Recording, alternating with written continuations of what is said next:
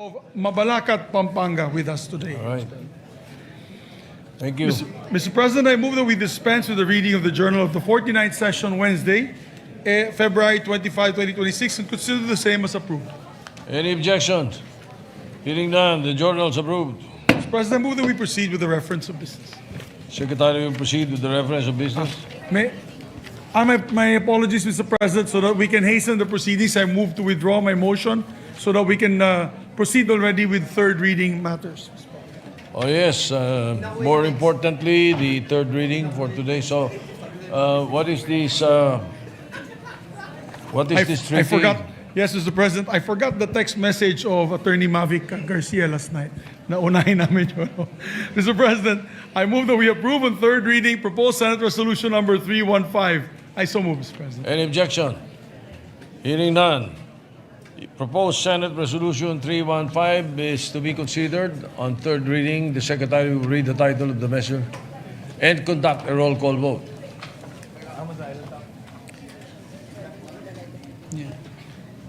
Resolution number 315, resolution concurring in the ratification of the treaty between the government of the Republic of the Philippines and the government of the United Kingdom of Great Britain and Northern Ireland, the transfer of sentenced persons.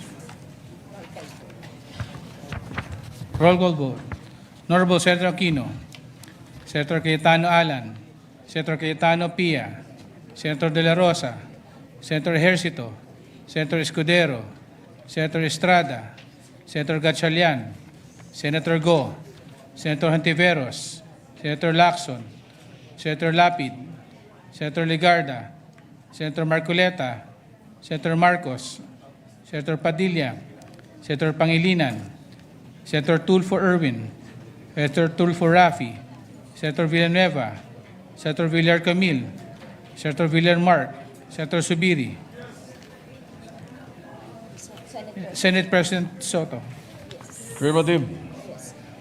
With 20 affirmative votes, no negative votes, no abstention, Senate Resolution 315 is approved on third reading. Thank you very much, Mr. President. And Mr. President, for the record, all three bills that we will approve on third reading today, copies have been distributed to our senators on February 25, 2026, in compliance with the three-day rule of the Constitution. Just for the record, Mr. President.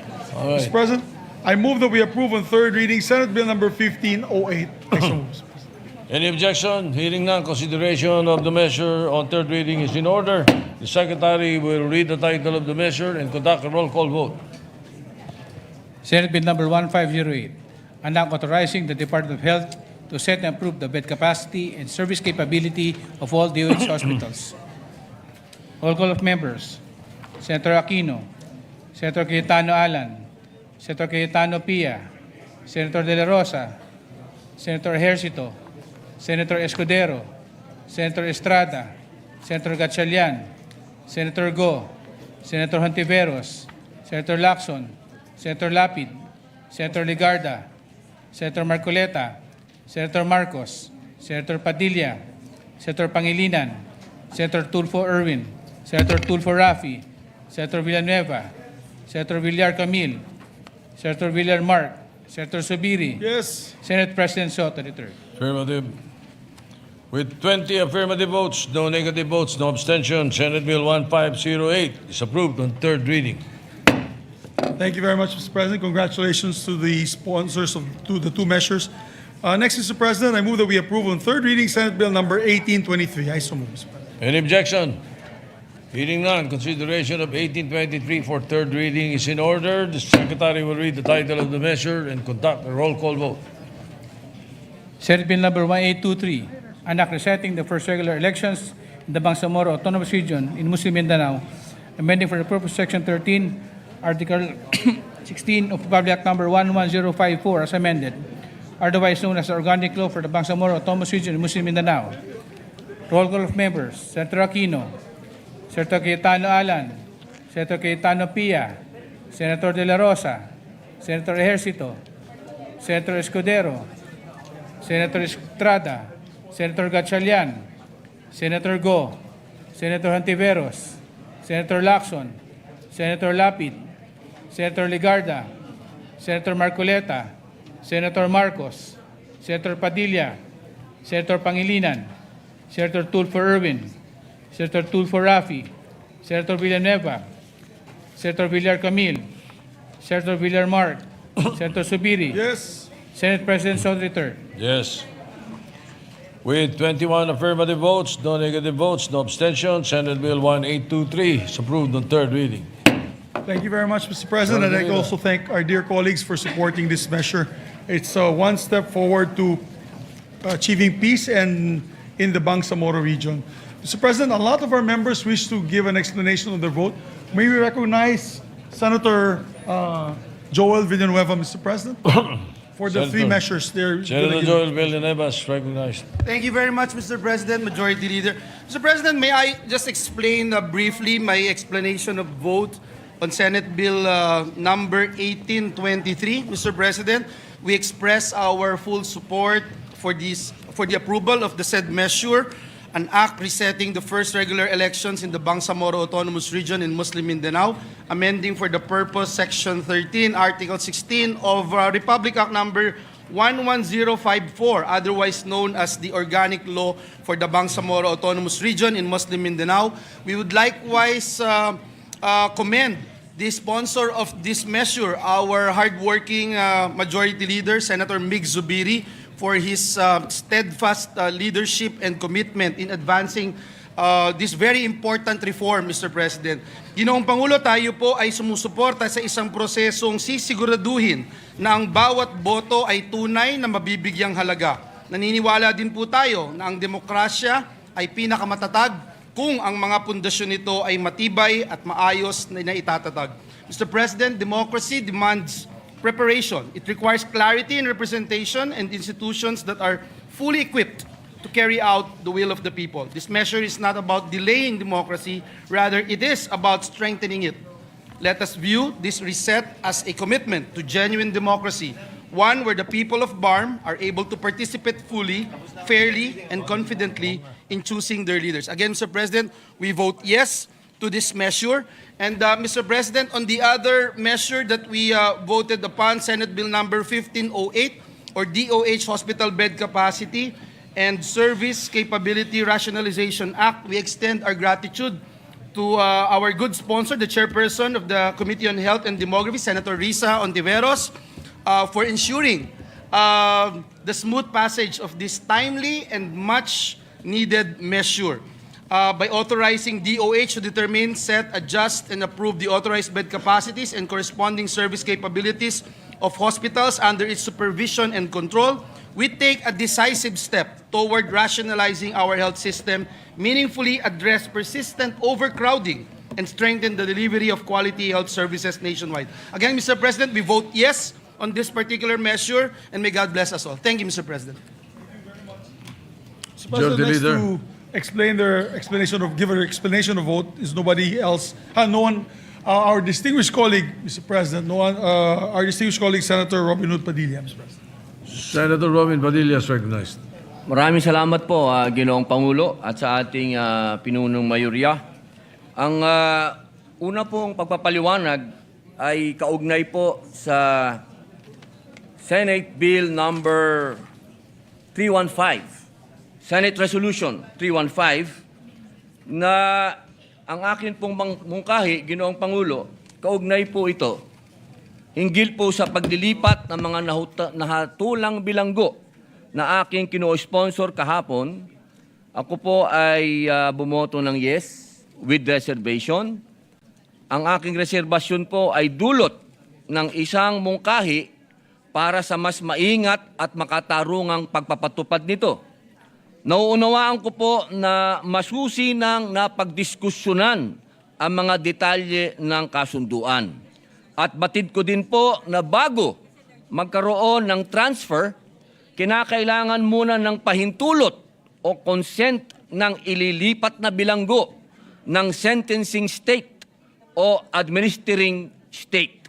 Kaugnay nito, nais kong imungkahi sa Department of Justice na sa mga pagkakataon ang nahatulang individual ay napatunayang nagkasala ng karumal-dumal o heinous crime, marapat ay pagdusahan muna niya ang kanyang sentensya ng ilang taon sa bansang nagpataw bago siya pahintulutang mailipat sa administering state.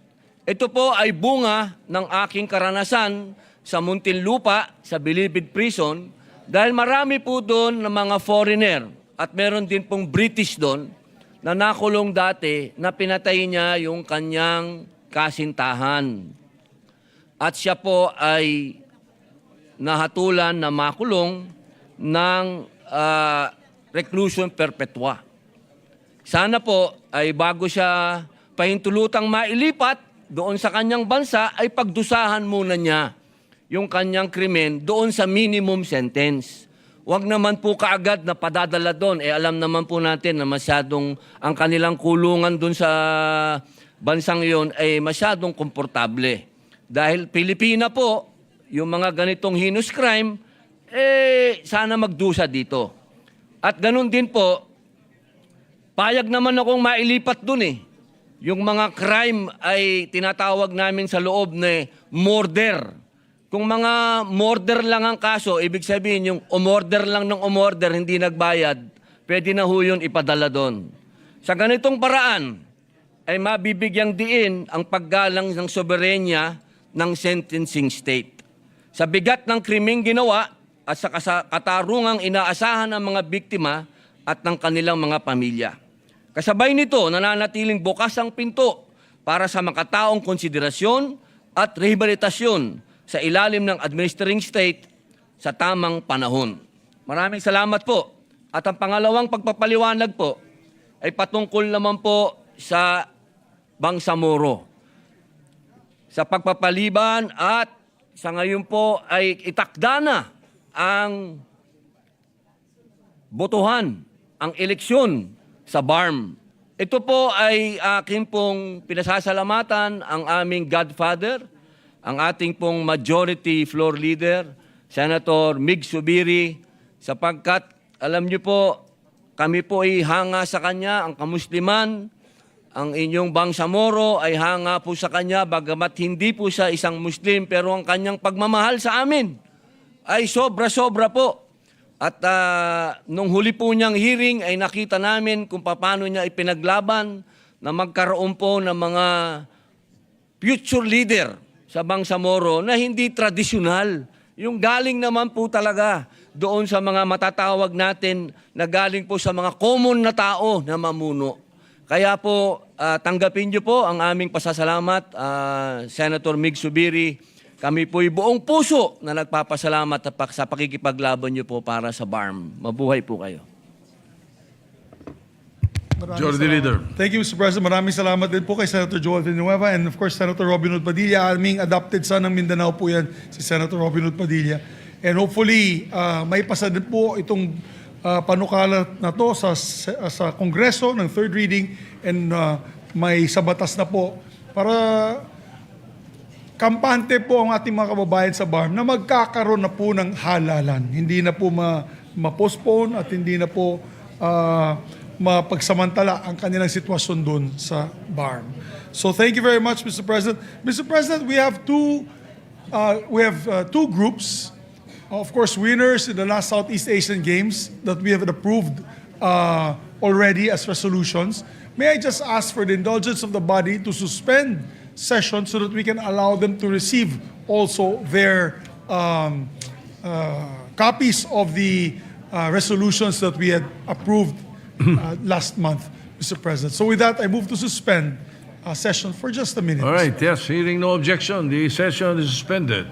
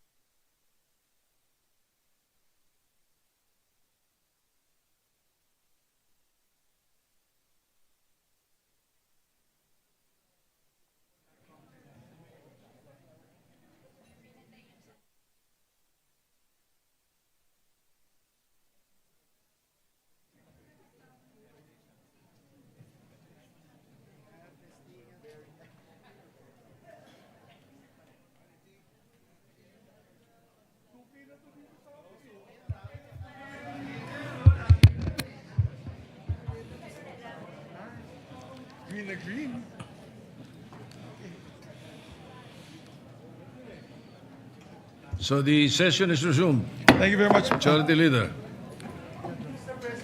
If I may, just very short manifestation, we'd like... Senator Villanueva, yes, what is your Thank you, pleasure? Mr. President. I just wanted to put into the records of this August Chamber the names of our guests today. The boxing team po natin, Ginoong Pangulo, yung isa sa mga naghakot ng pinakamaraming medalya para sa Pilipinas. Nag-uwi po sila ng kabuuang 10 medalya. Gold kay Yumir Marshall, 3 silver kay J. Brian Baricuatro, Flint Hara at Ira Villegas, at yung 6 na bronze po, nandito po si Ashley Fajardo, John Mindoro, Ofelia Magno, Riza Pasuit, Nesty Petesio at Hergie Bakyadan. At yung pong women's beach volleyball naman natin, Ginoong Pangulo, the Philippines victory was made possible by the formidable team of Bernadette Pons, Dij Rodriguez, Sunny Villapando, and of course Cici Rondina and Henesa S. Lapor. They ended, Mr. President, yung Thailand's 22-year reign and 8-time champion streak. Kaya we congratulate them and we thank our colleagues, especially our Senate President, for commending the efforts of our valiant athletes. Maraming salamat, Ginoong Pangulo. Of course, thank you. Thank you, Senator Villanueva. Majority Leader. Mr. President, may we recognize our distinguished colleague, Senator Erwin Tulfo, for a brief manifestation. Yes, Senator Erwin Tulfo is recognized. Just a quick manifestation, Mr. President. I'd like to thank my colleagues in supporting the concurrence of the Treaty on the Transfer of Sentenced Persons between the Philippines and the United Kingdom of Great Britain and Northern Ireland under Committee Report number 30, proposed resolution number 315. This treaty will allow Filipinos convicted of crimes in the UK to serve their remaining sentence in the Philippines and will facilitate their effective rehabilitation as they will be close to their families and friends and be with other inmates with whom they share the same language and culture. We will continue championing for treaties that will benefit our kababayans, Mr. President. Again, I express my gratitude to my colleagues in supporting this treaty. Thank you, Mr. President. Thank you, Majority Floor Leader. Thank you very much, Thank you, Mr. President. Majority Leader. Thank you, Mr. President. Mr. President, I move to... Oh, 1 second, Mr. President. Are you ready? Is that for all, President? I move that we take up bills for amendments. Mr. President, I move that we consider Senate Bill number 1822 under Committee Report number 28. I so move, Mr. President. Not that I want it approved, but are you moving for the reference of business for later? I don't mind. Well, we can make the Secretary work a bit today, Mr. President. So I withdraw my motion and I move for the reference of business, Mr. President. Okay, so that we can proceed with the agenda. All right, the reference of business, the Secretary will proceed. PS on first reading. Senate Bill number 1909, act promoting citizen-based crowdfunding for election campaigns and strengthening democratic campaign finance by Senator Aquino. Referred to the Committee on Electoral Reforms. 1911, act providing for a comprehensive nursing law towards a quality healthcare system and promoting funds for a reading for a purpose of paragraph number 9170, otherwise known as the Philippine Nurse Act of 2002 by Senator De La Rosa. To the Committees on Civil Service, Health, and Finance. 1912, act strengthening Philippine disaster risk financing, utilizing Philippine disaster risk financing and insurance strategy for public infrastructure assets and operating funds for by Senator Subiri. To the Committees on Finance, Public Works, and Ways and Means. 1913, act establishing a presidential merit scholarship program, providing funds for and further purposes by Senator Subiri. To the Committees on Higher Education and Finance. 1914, act providing for a Magna Carta for information and communication technology professionals in government by Senator Villanueva. To the Committees on Civil Service, Science and Technology, Ways and Means, and Finance. 1915, act rationalizing the benefits for the chairperson, commissioners, and labor arbiters of the National Labor Relations Commission, amending for the purpose of President Decree number 442 for the Labor Code of Philippines as amended, paragraph number 910 as amended by Senator Villanueva, Villar M. To the Committee on Labor and Finance. 1916, an act reducing the rate of value-added tax from 12% to 10%, amending for the purpose sections 106, 107, and 108 of the National Internal Revenue Code of 1997 as amended by Senator Villar M. To the Committee on Ways and Means. 1918, an act amending Republic Number 11900, entitled an act regulating the importation, manufacture, sale, packaging, distribution, use, and communication on vaporized nicotine and non-nicotine products and novel tobacco products by Senator Padilla. Referred to the Committees on Health and Trade. Committee reports. Committee report number 37, prepared and submitted by the Committee on Migrant Workers on Senate Bill number 1910 by Senators Tulfo R., De La Rosa, Legarda, Estrada, Villar M., Tulfo E., and Villanueva as authors report titled, an act providing for free financial education to overseas Filipino workers and their families. Recommending approval is citation of Senate Bills number 90, 208, 806, 848, and 1270 by Senator Tulfo R. To the calendar for ordinary business. Committee report number 38, prepared and submitted jointly by the Committees on Banks, Financial Institutions, and Currencies, Migrant Workers, and Ways and Means on Senate Bill number 1917 with Senators Villar C., Estrada, Tulfo R., and Villanueva as authors therefore titled, an act providing for protection of the remittances of overseas Filipino workers. The approval of substitution numbers 181, 1074, and 1439 by Senator Villanueva. To the calendar for ordinary business. Majority Leader. Thank you very much, Mr. President. Mr. President, we'd just like to also recognize a guest of Senator Padilla in the gallery, Councilor Dr. Ted Padilla Evangelista of Kidapawan City, Mr. President. Okay, welcome. Thank you. Thank you. Mr. President, I move to resume consideration of Senate Bill number 1822 under Committee Report number 28. This is the bill on the National Plan of Action for Care, Support, and Inclusion of Persons with Autism and Spectrum Disorder. I so move, Mr. President. Any objection? Hearing none, consideration of 1822 is in order. Mr. President, to sponsor the measure, the sponsor rather may recognize Senator Risa Ontiveros and to propose amendments, Senator Win Gatchalian.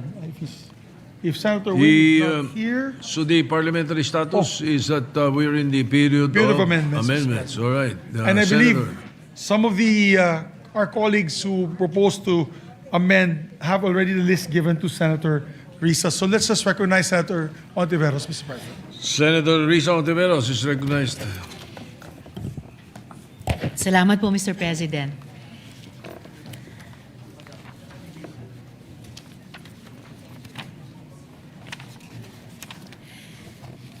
Mr. President, distinguished colleagues, just briefly bago ko po ihain yung mga panukalang amyenda. The amendments before us today refine and strengthen Senate Bill number 1822, the National Autism Care, Support, and Inclusion Act. These proposed changes do not alter the heart of the measure. They deepen it. We align the bill with the Sustainable Development Goals to ensure that our commitments to persons with autism is not only compassionate but sustainable and measurable. We modernize definitions to reflect both science and dignity, recognizing neurodiversity, universal design, and the right of individuals on the autism spectrum to self-identify without hierarchy or stigma.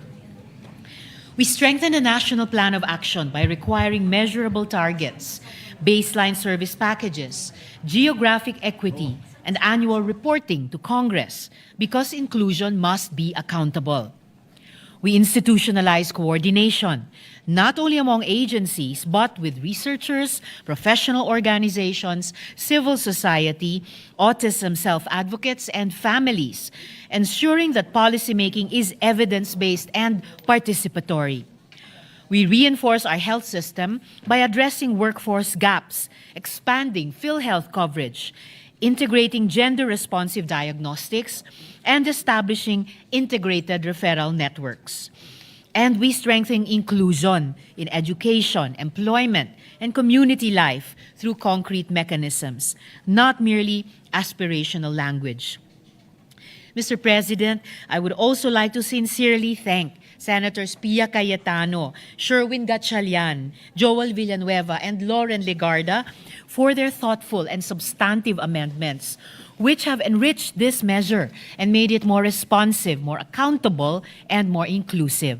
Likewise, we recognize the invaluable insights of autism self-advocates, parents groups, professionals, and civil society organizations whose lived experiences and expertise continue to guide us in crafting a law that truly reflects their realities. In sum, these amendments transform the bill from a statement of intent into a structured, measurable, and rights-based national framework. I respectfully submit these amendments for the consideration and support of this chamber. Thank you, Mr. President. First of all, yes, Mr. President. Yes, you may proceed. Thank you, Mr. President. In Section 2, Declaration of Policy, and this is from Senators Joel Villanueva and Pia Cayetano. On page 1, line 9, after the word screening, comma, insert the word diagnosis, comma. You're amending line 9 Line 9, Mr. after President. screening on line 8. Sorry, Mr. President. Yes, I stand corrected, Mr. President. After the word screening on line 8. On line 8, correct. Yes, Mr. President. Insert the word diagnosis, comma. On the same page and line, after the word timely, insert the phrase and evidence-based. I so move, Mr. President.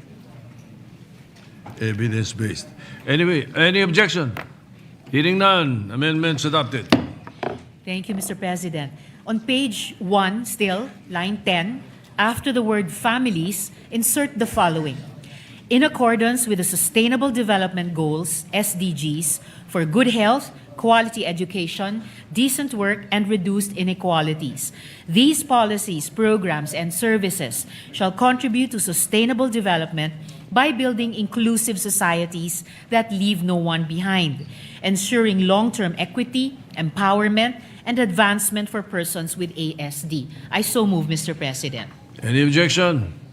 Hearing none, adopted. Thank you, Mr. President. In Section 3, definition of terms from this representation, on page 2, delete lines 6 to 10 and replace with the following. 6 to 10. Yes, Mr. President. And replace with the following.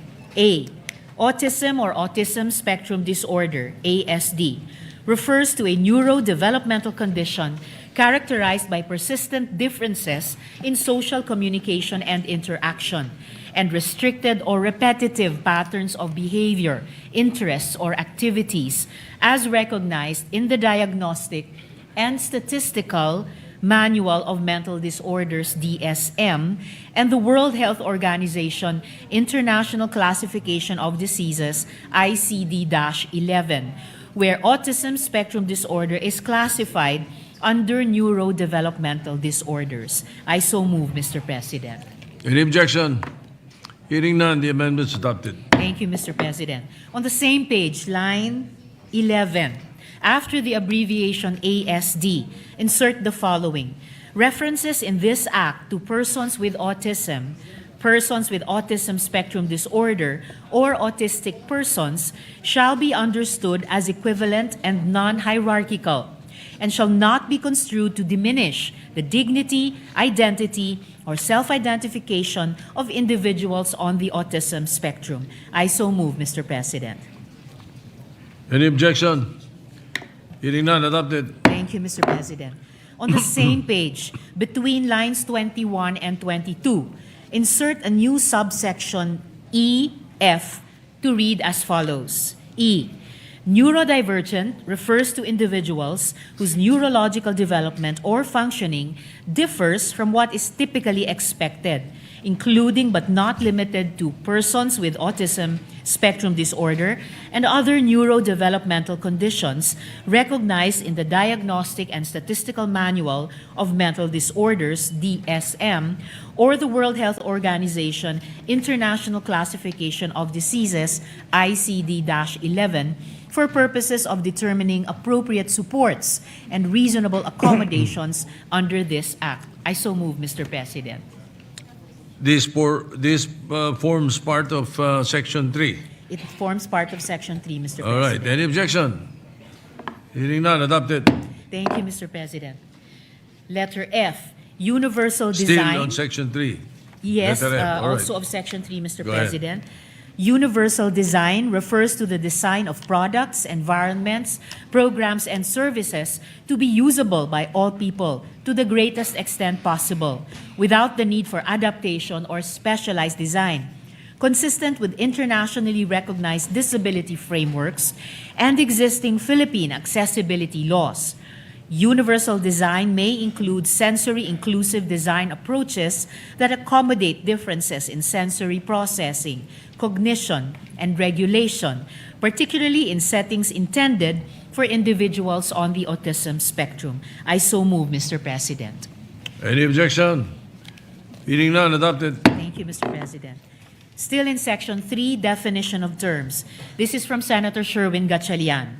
On page 2, line 20, after the words Republic Act number 11650, insert the phrase, or the instituting a policy of inclusion and services for learners with disabilities in support of Inclusive Education Act. I so move, Mr. President. All right. Yeah, the Secretariat and I were smiling because it's an anterior amendment, but Oh, it's okay. I There's apologize, no one, Mr. No one is President. objecting. So any objection? Hearing none, adopted. Thank you for the, I see now the error and the correction. Thank you for the all correction, right, no Mr. problem. President and dear Secretariat. On the same page, line 21, apologies, also an anterior amendment to the previous. After the word support, insert the phrase, aids and the implementation of the child find system. So that section 3D shall now read as D. Inclusive education refers to the process of addressing and responding to the diversity of needs of all learners by ensuring full participation, presence, and achievement in learning environments, consistent with the Republic Act number 11650, or the Instituting a Policy of Inclusion and Services for Learners with Disabilities in Support of Inclusive Education Act, including the provision of reasonable accommodation and learning support aids and the implementation of the child find system. I so move, Mr. President. Any objection? Hearing none, adopted. Thank you, Mr. President. In Section 4, National Plan of Action for Autism Spectrum Disorder, and this is from Senators Joel Villanueva, Lauren Ligarda, and this representation. On page 2, line 25, after the word screening, comma, insert the word diagnosis, comma. On the same page and line, after the word timely, insert the phrase and evidence-based. I so move, Mr. President. Any objection? Hearing none, adopted. Thank you, Mr. President. On page 2, line 27, after appropriate social support for persons with ASD and their families, period, insert the following sentence. The plan shall provide for a baseline package of services accessible to persons with ASD and shall likewise provide a framework for needs-based service intensification, guided by objective criteria and rights-based safeguards to ensure equitable prioritization where service capacity is limited. I so move, Mr. President. Any objection? Hearing none, adopted. Thank you, Mr. President. On page 2, line 30, after the sentence ending with budgets of relevant government agencies and sectors, period, insert a new paragraph to read as follows. From this representation, facilities, programs, and services established or supported under this Act shall be guided by accessibility and universal design principles, consistent with existing disability and accessibility laws, to promote inclusive and usable environments. Further, from Senator Lauren Ligarda, the plan shall include measurable targets and service capacity benchmarks for early detection, screening, diagnosis, and intervention services, including, as applicable, required geographic coverage, referral network standards, and time-bound access indicators such as maximum acceptable waiting periods from screening to assessment and initiation of intervention, with due consideration for geographically isolated and disadvantaged areas, GIDAS. the NCDA, in coordination with the DOH and concerned agencies, shall submit an annual implementation report to Congress detailing progress against these targets, service coverage gaps, and proposed corrective measures. I so move, Mr. President. GIDAS will be in Geographically open and closed isolated. parentheses. Yes, Mr. President, in All closed right. Any parentheses. objection? Hearing none, adopted. Thank you, Mr. President. In Section 5, interagency and multisectoral coordination for planning and implementation. This is from Senator Pia Cayetano and this representation.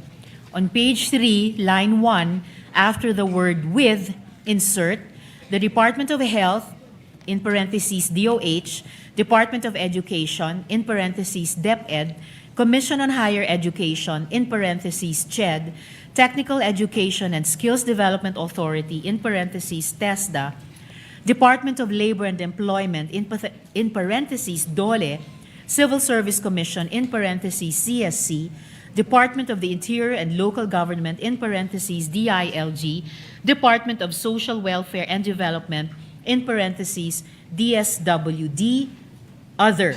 I so move, Mr. President. Any objection? Hearing none, adopted. Thank you, Mr. President. On the same page, line 2, after the abbreviation in parentheses LGUs, add the words and in consultation with relevant. I so move, Mr. President. That means in consultation with relevant civil society organizations. Yes, Mr. President. Any objection? Hearing none, adopted. Thank you, Mr. President. The first paragraph of Section 5 will now read as, the NCDA shall lead in the formulation of the National Plan of Action for Autism Spectrum Disorder in coordination with the Department of Health, DOH, Department of Education, DepEd, Commission on Higher Education, CHED, Technical Education and Skills Development Authority, TESDA, Department of Labor and Employment, DOLE, Civil Service Commission, CSC, Department of Interior and Local Government, DILG, Department of Social Welfare and Development, DSWD, other concerned national government agencies, local government units, LGUs, and in consultation with relevant civil society organizations, autism self-advocates, parents groups, and other stakeholders. As adopted. All right. Yes, Mr. President. You may proceed. Thank you. In Section 5, interagency and multisectoral coordination for planning and implementation. From this representation. On page 3, between lines 3 and 4, insert a new paragraph that reads as follows. The NCDA, in coordination with the DOH, shall strengthen collaboration with academic and research institutions, including the University of the Philippines National Institutes of Health, UPNIH, in parentheses, the Jose R. Reyes Memorial Medical Center, in parentheses JRRMMC, and the National Center for Mental Health, in parentheses NCMH, and professional organizations specializing in neurodevelopmental disorder to support autism research, surveillance, data collection, and evidence-based policymaking. Such collaboration shall include, but not be limited to, the establishment of research partnerships, data sharing mechanisms, and the integration of research findings into the plan. I so move, Mr. President. Any objection? Hearing none, adopted. Thank you, Mr. President. In Section 6, Early Detection, Screening, and Diagnosis, from Senator Sherwin Gatchalian and this representation.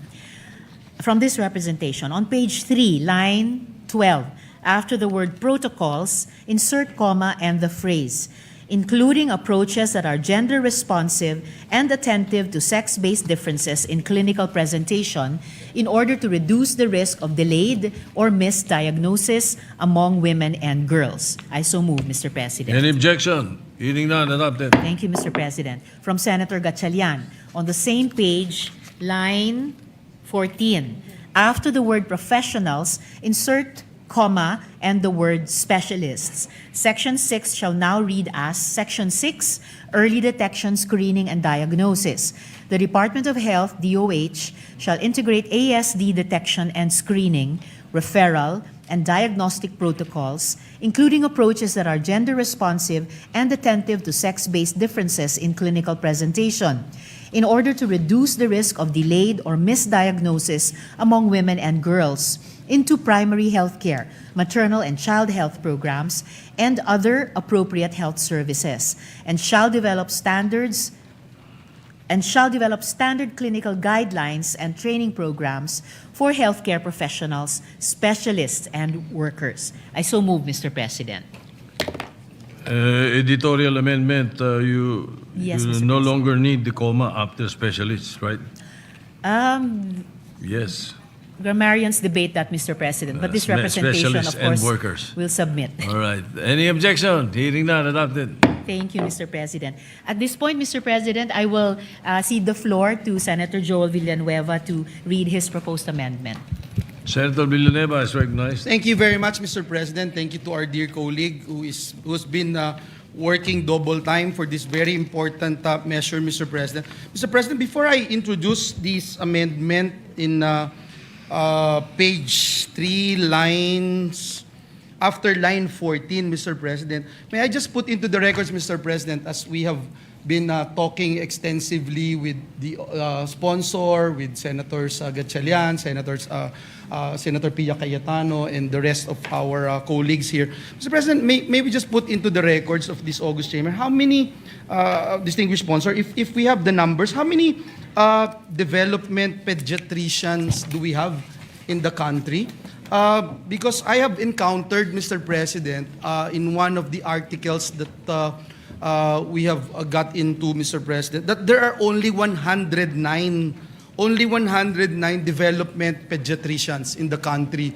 And as I mentioned earlier, Mr. President, during the course of debates, Mr. President, this representation had experienced extremely difficult experience of looking for development pediatrician. And that's why this particular measure is very personal for this representation, Mr. President. Maybe no, Mr. President, if indeed it is correct to say that there are only, and the records will bail me out, and I am ready to be corrected, if there are only 109 development pediatricians in the country. Because in my experience, Mr. President, there are only 2. During the time that we were going back and forth to different hospitals in Metro Manila, there are only 2 developmental pediatricians, namely Dr. Dimalanta and Dr. Reyes, Mr. President. So I'm glad to actually find out that there are 109. I don't know if this is a correct figure, Mr. President. Is that correct, Your Honor, distinguished sponsor? Mr. President, the good gentleman from Bulacan has demonstrated another reason that the bill is important. Pati yung database po, hindi pin down talaga. Kung dalawa lang, and so named by the good gentleman, or talagang 109. Kahit pa nga po umabot na tayo sa 109, napakaliit po ng proportion sa 117 million Filipinos, Mr. President. Exactly, Mr. President. And if you look at the data that we have encountered, the 100 in the total 109 developmental pediatricians, 70+% are actually in Metro Manila. And so, tama po kayo, Ginoong Pangulo, napakahalaga nitong panukalang batas na ito. But at the same time, let me also put into the record, Mr. President, na mahirap, hindi madali yung diagnosis. Especially, and I'm glad that to see Section 6, yung early detection, screening, and the diagnosis, Mr. President. But if you have a child undergoing diagnosis, Mr. President, I know that the good sponsor would agree with this representation. It will take you at least 1 year, Mr. President, at least 1 year to be diagnosed and say that a particular child is actually under the spectrum. Unfortunately, Mr. President, when I made mention about the 2 developmental pediatricians, in order for you to get an appointment with them, it will take you 1 year, Mr. President, to get an appointment alone. And hindi pa ho ito nagagawa yung diagnosis sa isang session, hindi naman po kaagad ma-determine na ang isang bata ay nandoon sa spectrum ng autism. So, Mr. President, I'm just wondering if we have a data right now, Mr. President, kung ilan na yung na-diagnose at kung meron din pong data. Kasi this, as I mentioned, this is kind of personal to me. Meron po bang data na ilan yung na-diagnose, ilan yung hindi na-diagnose, Mr. President? But before you answer, did we get it right? The actual number is 109? Actually, Mr. President, it's impossible to confirm that we actually have that many. That many, yeah. 109 is actually too few for 117 million Filipinos. What is But the since- what is the ideal ratio? For okay. Ideally, Mr. President, it should be within the universal healthcare framework. It should be 1:100,000. Pero iba't ibang specialization. Layo. Of various Layo, no? specializations, Mr. President. But proportional, I guess, dun sa alam din nating ratio ng 1 out of 1 million ba?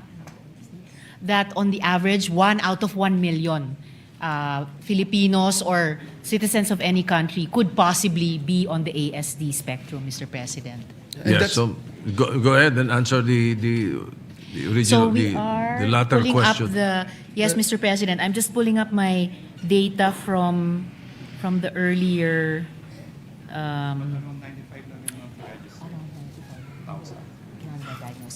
as of our latest data, Mr. President, there are only 95,000 who have been diagnosed. Diagnosed. Opo, which, and it might be a case of under-reporting or under-diagnosis dahil nga kulang pa ng up to this point in time isang comprehensive program ng DOH to assist families and parents to diagnose and to choose whether or not to intervene. Thank you for that, Mr. President. You see, What level?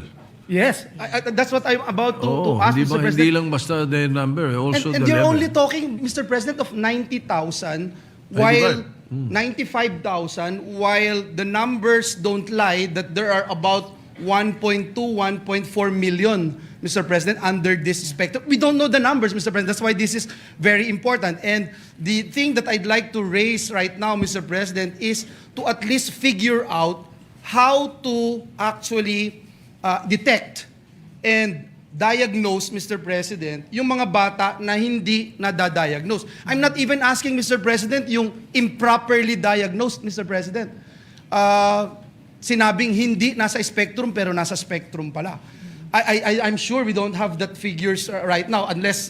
We don't have the complete figures, Mr. President, but a little more detail that I could make of record with the good gentleman from Bulacan. Sa rehistro at yung mga na-issuehan ng ID, and na-issue ng ID, ilang porsyento lang kaya yun, mula 2021 hanggang 2025, may kabuoang bilang ng 98,245 ang nasa ASD spectrum.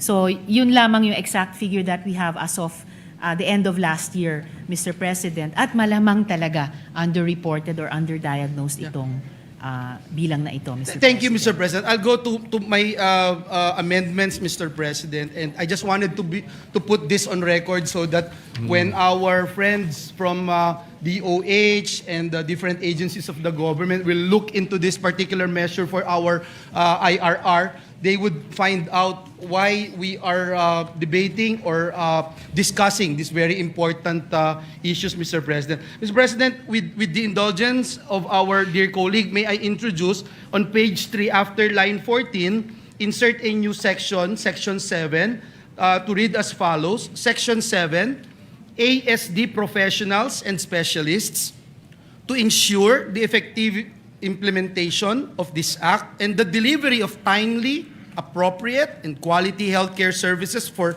persons with ASD, the DOH, in coordination with the CHED, NCDA, CSC, PRC, and other concerned agencies, shall develop and implement a strategic plan to ensure the adequate number, competency, and equitable distribution of developmental pediatricians, developmental psychologists, child neurologists, speech and language pathologists, occupational therapists, and other qualified health professionals and specialists as may be identified by the DOH nationwide.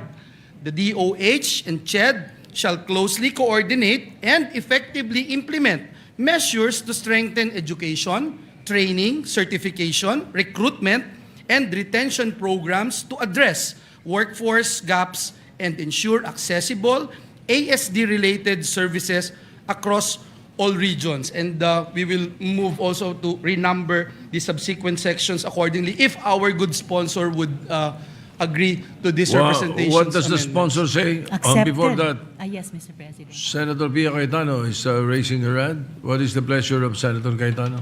Thank you, Mr. President. With the indulgence of my two colleagues, I am totally supportive of the amendment being proposed by the senator from Bulacan. I may not have caught the exact wording, but may we confirm from both the sponsor and the proponent if we know for a fact that it is CHED who is in charge when we're already talking about specializations and subspecialties, because from what this representation knows, that is no longer the ambit of CHED. And, or if it is, they rely heavily on the professional association. So we might be now giving CHED a new job. A quick search tells me that it is not. It is no longer part of their mandate. So can we just check that? Because I fully support that somebody should be in charge.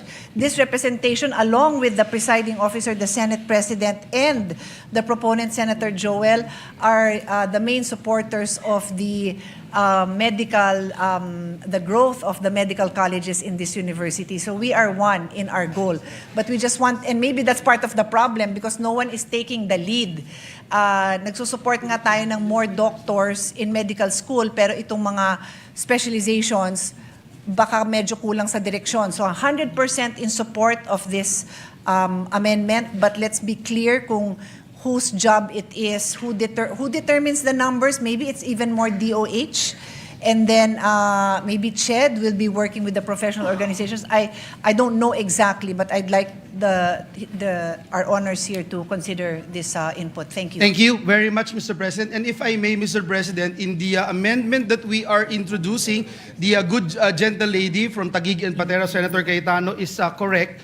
That when you talk about the curriculum, Mr. President, it's under the Commission on Higher Education. And in this particular case, we wanted to include the PRC so that they would come in and ensure that they're regulating the Professional Regulation Commission would be regulating these associations, this or professional organization, Mr. President. And the last but not the least, Mr. President, the main point that we are trying to drive at, Mr. President, is the fact that there are so very few developmental pediatricians na sila pa po, Mr. President, tanging sila lang ang makakapag-pinpoint at magsasabi that a child is in the spectrum. Pero may mga ilan po na po pwede silang itap as being overseen, may oversight function naman ng DOH, na maaari, Mr. President, na may mga ilan po na professionals that they can actually pinpoint, Mr. President, that a certain child is in the spectrum, Mr. President. And that's just what we wanted to accomplish. Not, Mr. President, in any way na mag-overlap, Mr. President, or pakikialaman natin yung developmental pediatricians when it comes to treatment, Mr. President. So it's just the identification, Mr. President, and screening, Mr. President, that a child is actually in the spectrum, Mr. President. I submit, Mr. President. Mr. President, Yes, Senator Ontiveros, the sponsor. in relation to the point raised by Senator Pia Cayetano, the good proponent may wish to consider this as an amendment to his amendment. That on that fifth line, coordination with the CHED, NCDA, CSC, PRC, the good gentleman from Bulacan may wish to consider also to include the Jose Reyes Memorial Medical Center as a national specialty center. For the consideration of the proponent. Yes, Mr. President, we fully support that, Mr. President. So. Senator Cayetano, you are originally concerned about the inclusion of CHED. So what is your Yes. pleasure? No, so can we be clarified now what is the role of CHED? Because currently, CHED is only in charge of the curriculum of Yes. basic medical education. So Yes. is his on? His honor is not trying to amend that. No, we're not. That's why We're I said, not. We're not. can we see the whole so Yeah. we can also help craft the proper language. Who will be in charge? Was there a mention of the?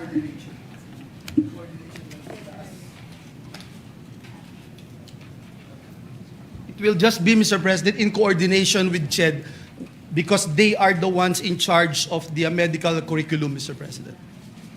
All right. And the idea being mentioned by the Yes. sponsor also, well, yes, but isn't it not very clear when we say healthcare services with persons with ASD, the DOH in coordination with CHED. yung binabanggit yung hospital, under the DOH yun eh. So yes, when that we is say correct. the DOH, it's encompassing of everything under the Department of Health. That is correct, Mr. President, but I offered it as a proposed amendment to the amendment of the proponent dahil po ang JRMMC ay isang National Specialty Center na in charge din sa training nung mga medical professionals and specialists, including developmental pediatricians, Mr. President. Just for the consideration of the good proponent. I don't mind, Mr. We'll leave it President. to the proponent. I don't mind, Mr. President. You will accept that. Of course, But Mr. let us wait President. for the proposal of Senator Cayetano because that was ahead.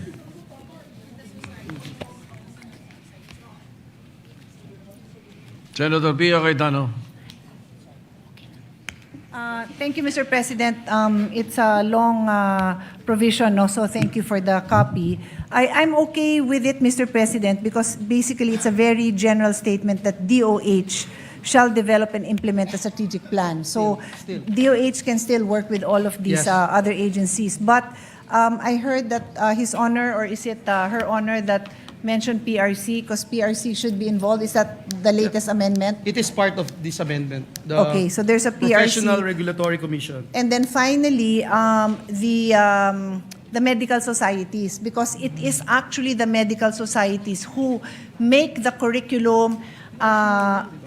Apparently, because they make the curriculum and then they're the ones who work with PRC, I believe, in the exam. So the accreditation also comes from them. So I think you have to mention the medical society, the appropriate medical society. In this case, it is the pediatric society, but the developmental pediatrics is a sub-society of the pediatric society. So they have a formal name. You can just look it up. It's easy to find. Pediatric. Anyway, they have an official name. We might as well name them because they're the official. They're the official organization for this specialization. I think it's Thank you. Philippine Society Philippine for Pediatric Developmental Society.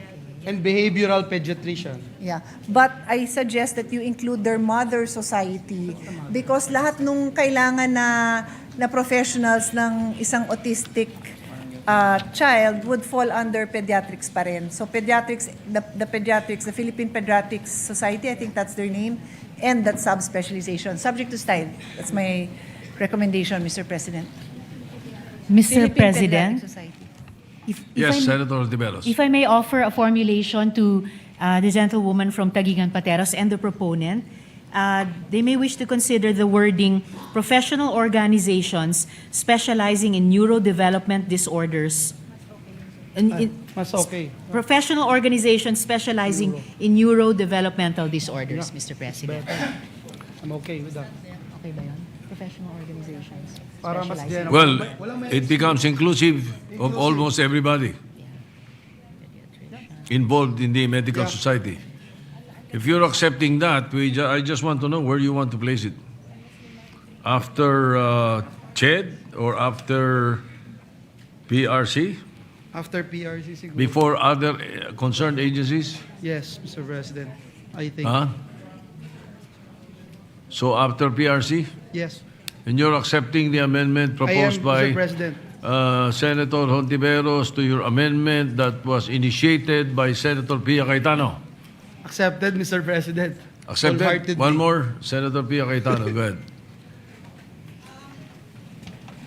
Thank you, Mr. President. We note that the mention of PRC is in the first part of Section 7, but the second in His Honor's amendment, but the last sentence, the second part of Section 7, states the DOH and CHED shall closely coordinate and effectively implement measures.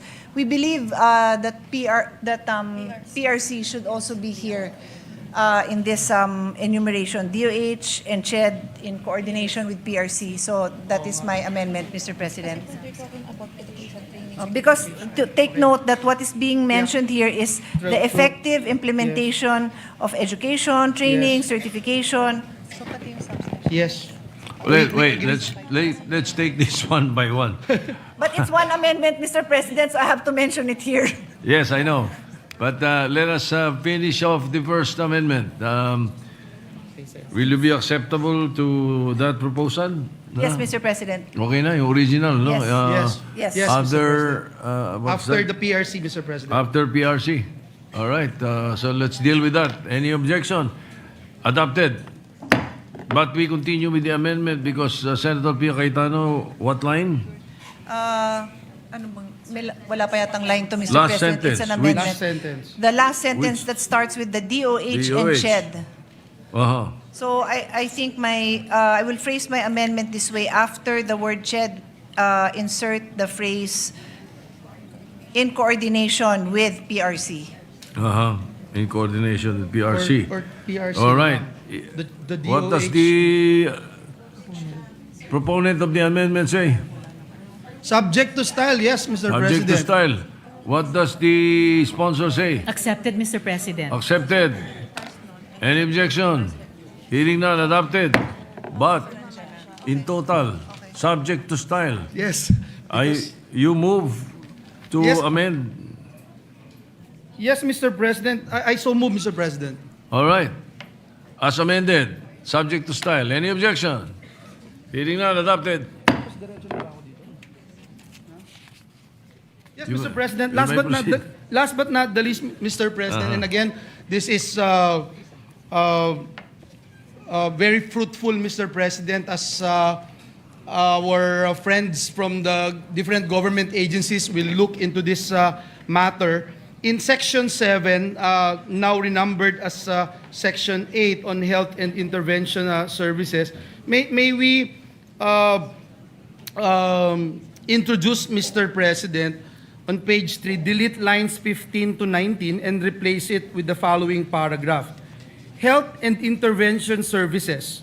The DOH, in coordination with the Philippine Health Insurance Corporation, PhilHealth, and other concerned agencies, shall ensure adequate and equitable coverage and the progressive availability and accessibility of evidence-based assessment, diagnostic, and intervention services for ASD in public health facilities, establish functional and integrated referral networks across all levels of care, and align service delivery with existing health systems to promote continuity, quality, and affordability of care.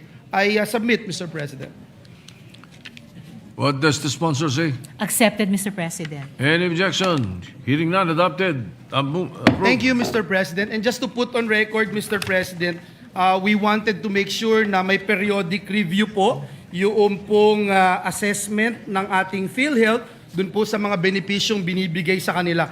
Mr. President, for the record, yung pong Z benefits package ng PhilHealth, last 2017 pa po ito, Mr. President, at doon po sa nakapaloob na Z benefit package, therapy and assessment lang po yung nakalagay dito. I hope na magawan po natin ang paraan. Nakikiusap po ang isa sa mga magulang ng mga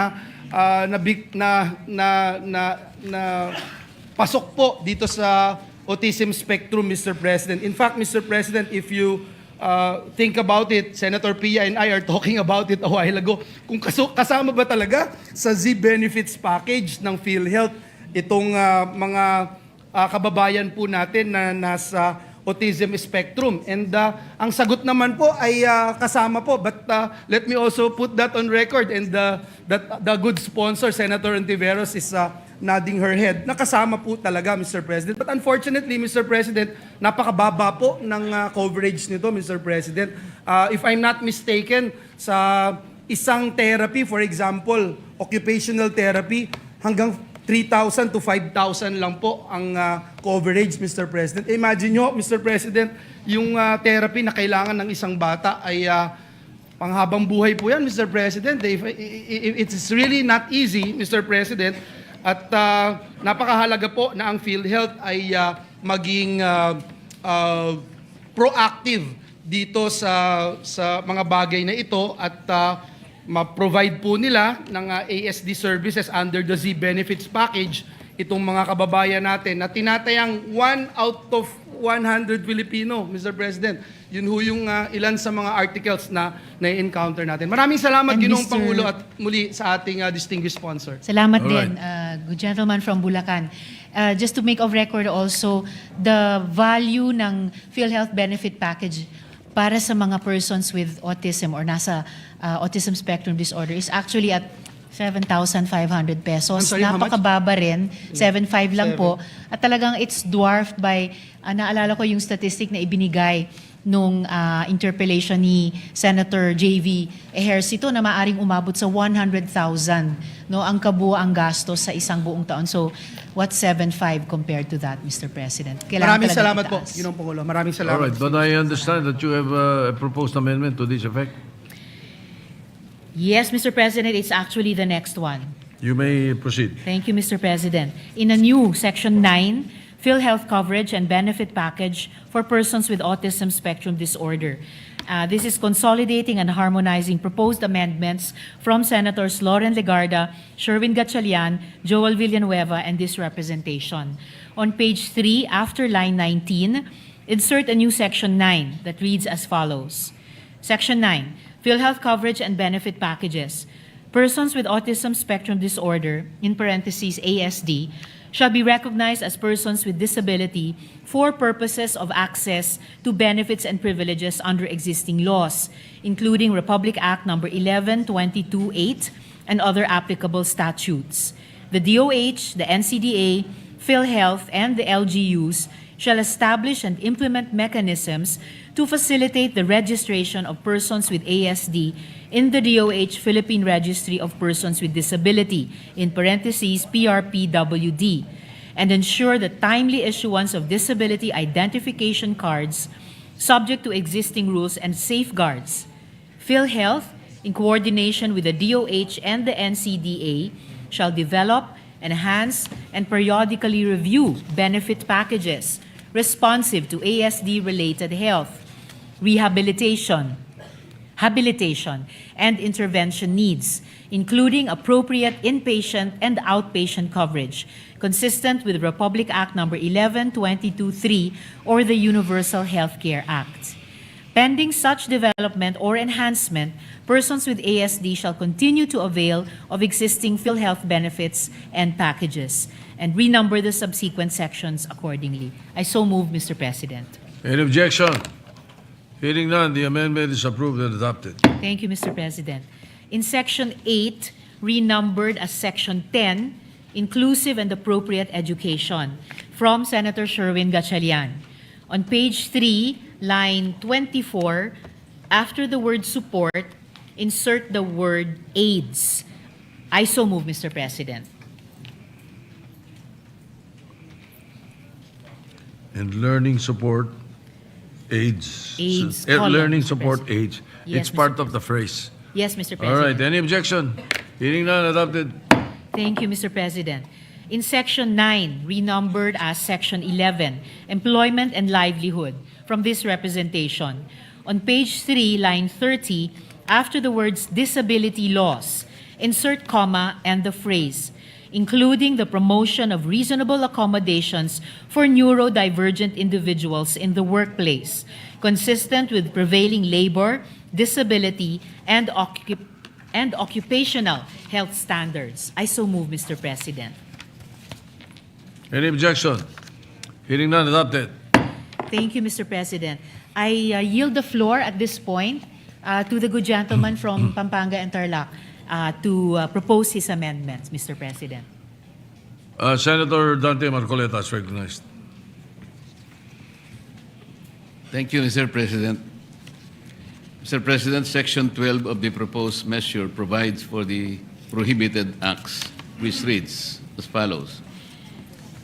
Section 12, Prohibited Acts. It shall be unlawful for any person, entity, or government agency to discriminate against, deny, or impede the rights of persons with ASD, including but not limited to their rights to dignity, health care, inclusive education, employment, livelihood, social protection, and participation in decisions affecting their welfare. However, Mr. President, there is no penal provision included in the proposed bill. So I wish that we could propose the following penal clause, Mr. President. On page 4, between lines 14 and 15, insert a new section 13 to provide for the penal clause to read as follows. Section 13, penal clause. A, any person who violates any prohibited acts mentioned under Section 12 of this Act shall suffer the following penalties. 1, for the first violation, a fine of not less than 50,000 pesos, but not exceeding 100,000 pesos, or imprisonment of not less than 6 months, but not more than 2 years, or both at the discretion of the court.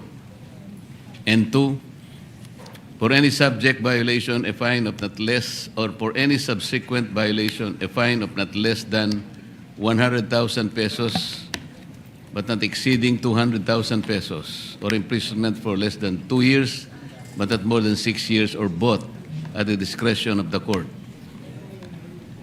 B, if the violator is a government official or employee, he or she shall be administratively liable in addition to fine or imprisonment. C, if the violator is a corporation, organization, or any similar entity, the officials thereof directly involved shall be liable therefore. D, if the violator is an alien or a foreigner, he shall be deported immediately after service of sentence without further deportation proceedings. Mr. President, the proposed penal provision is in line with those specified under Republic Act number 77 or the Magna Carta for disabled persons. Thank you, Mr. President. Mr. President, will the proponent make the motion? I move, Mr. President, that the proposed penal clause be added or be an amendatory provision of the proposed bill, Mr. President. Accepted, What Mr. does the President. sponsor say? Accepted, Mr. President. Thank you. Are you sure? I'm sure, Mr. We President. have 1 minute suspension.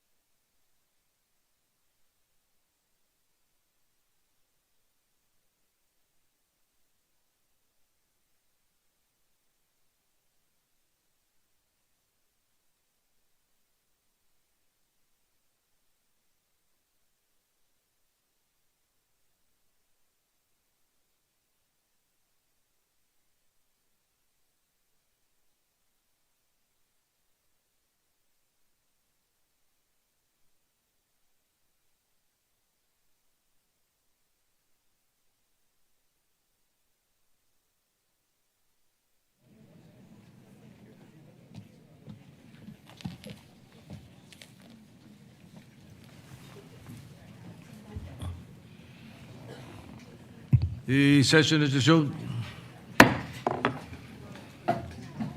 May we request Senator Dante Marcoleta to restate the proposed amendment, subject to the amendment being proposed by the sponsor? Thank you, Mr. President. On the basis of our discussion,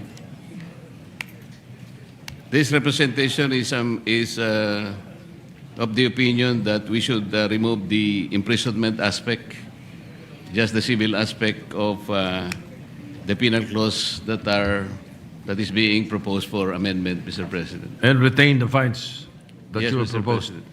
Yes. All right. Subject to style. What does the sponsor say? Accepted, Mr. President, with thanks Accepted. to the senator from Thank you, Senator. Bulacan. Any objection? Hearing none, adopted. Amendments approved.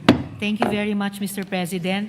And lastly, in Section 14, renumbered as Section 16, implementing rules and regulations from this representation. On page 4, line 26, after the word civil society organizations, comma, insert the words professional organizations specializing in neurodevelopment disorders to read as follows. Section 16, implementing rules and regulations. Within 90, in parentheses, numerals 90, days from the effectivity of this act, the NCDA, in consultation with the DOH, JRRMMC, PhilHealth, DepEd, CHED, TESDA, DOLE, CSC, DSWD, LGUs, other concerned government agencies, civil society organizations, professional organizations specializing in neurodevelopment disorders, autism self-advocates, parents groups, and other stakeholders shall promulgate the implementing rules and regulations. I so move, Mr. President.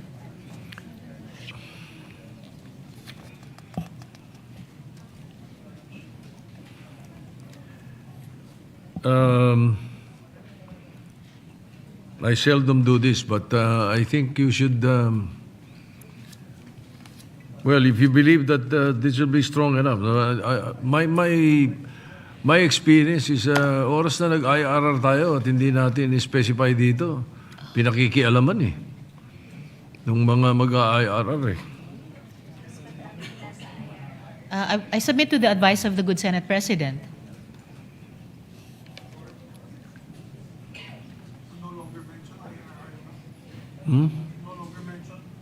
Yes, I think we should not mention it, if you don't mind. I believe, Mr. President. I've seen it. I've seen it in many laws that we have, many bills that we have passed that become into law. Sometimes we could not effectively implement the law because the IRR is not finished. Not Meron released mataon eh. or contrary to what is embodied in the law, Correct. Mr. President. Correct. Sometimes So it maybe we happens. can take out if with the permission of the good sponsor, maybe we can just take out the provision which mentions the IRR. Yes, Mr. President, I'm willing to not move Please. to Yes, propose this amendment. and the best Mr. thing is President. for the Committee on Health to exercise oversight over this particular bill. That will be That is a better good, than an IRR. that is a good amendment, Mr. President. We'll Oo, do so, that'll Mr. be- President. All right.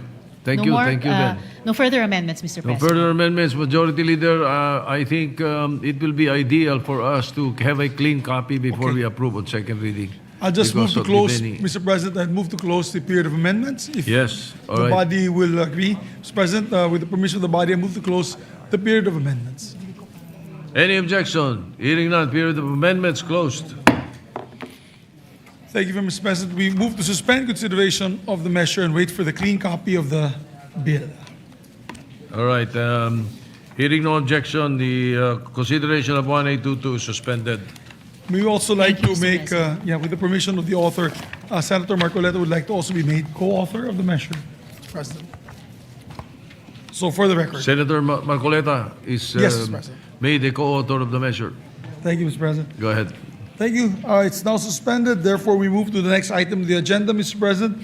I move that we resume consideration of Senate Bill number 1744 under Committee Report number 26. I so move. Mr. President. Any objection? Hearing none. 1744. Consideration is in order. Thank you, Mr. President. Mr. President, I move that we recognize our distinguished colleague, Senator Joel Villanueva, to sponsor Senator Joel and Villanueva, propose the amendments. sponsor of the measure, is recognized. Thank you very much, Mr. President, Majority Leader. Mr. President, we are ready to receive individual amendments from our dear colleagues, Mr. President, and I think, Your Honor, the distinguished Senate President would like to introduce an amendment, Mr. President. Session is suspended. The President pro tem is asked to ascend to the rostrum.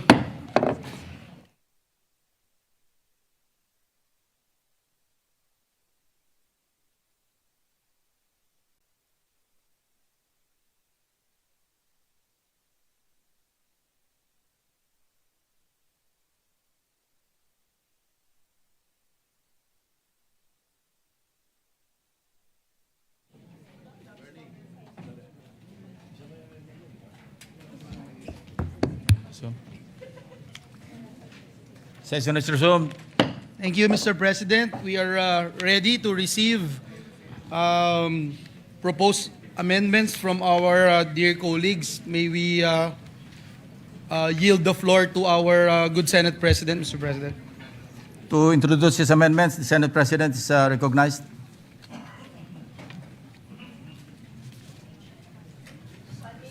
One minute suspension.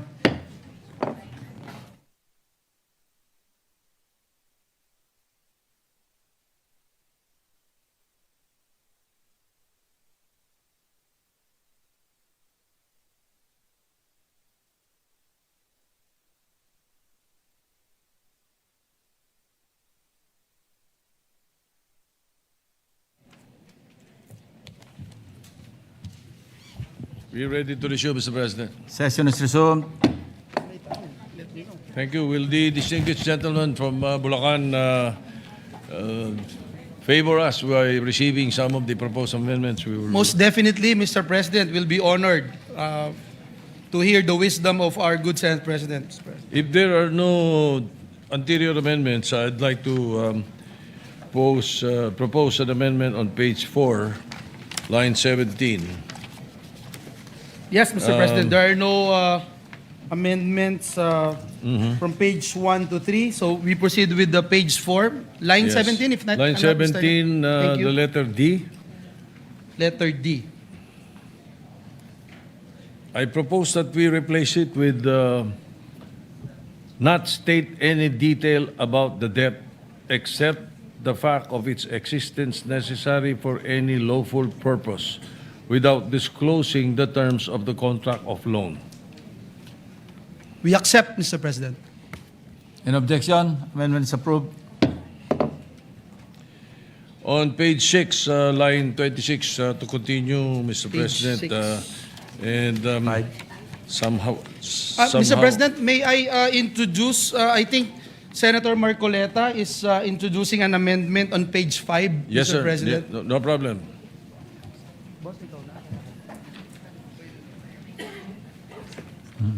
Yes. Ako na babasa. Ako na ba? Teka lang Okay, should I, ako na? Mr. President, I'll be the one to read the proposed amendment by our distinguished colleague, Senator Marcoleta. On page 5, after line 3, after the word agreement, insert the following: such as by undergoing mediation, arbitration, or other forms of alternative dispute resolution, or by filing the appropriate complaint before the proper court, among other reconciliatory or judicial means. This representation, as the sponsor of the measure, would like to put on record that we accept the proposed amendment introduced by Senator Marcoleta. In objection, hearing none, approved. We can entertain the proposed amendment of our distinguished Senate President on page 7, Mr. President. No, page 6. Page 6, sorry, page 6. Page 6, actually, this is somehow an editorial amendment. Replace the word communication with the word communicating. Accept, Mr. President, we accept. Any objection? Hearing none, approve. Now, on page 7, Mr. President, to continue, line 30, 31. My question is that will the bank honor the deposit of a post-dated check prior to the date indicated therein? I don't think so. Well, if no, We agree. why will we make criminal an act that has no effect? So I propose to delete letter C. Yes, Mr. President, we agree with the Senate President, but what we are focusing here is the act of threatening, Mr. President.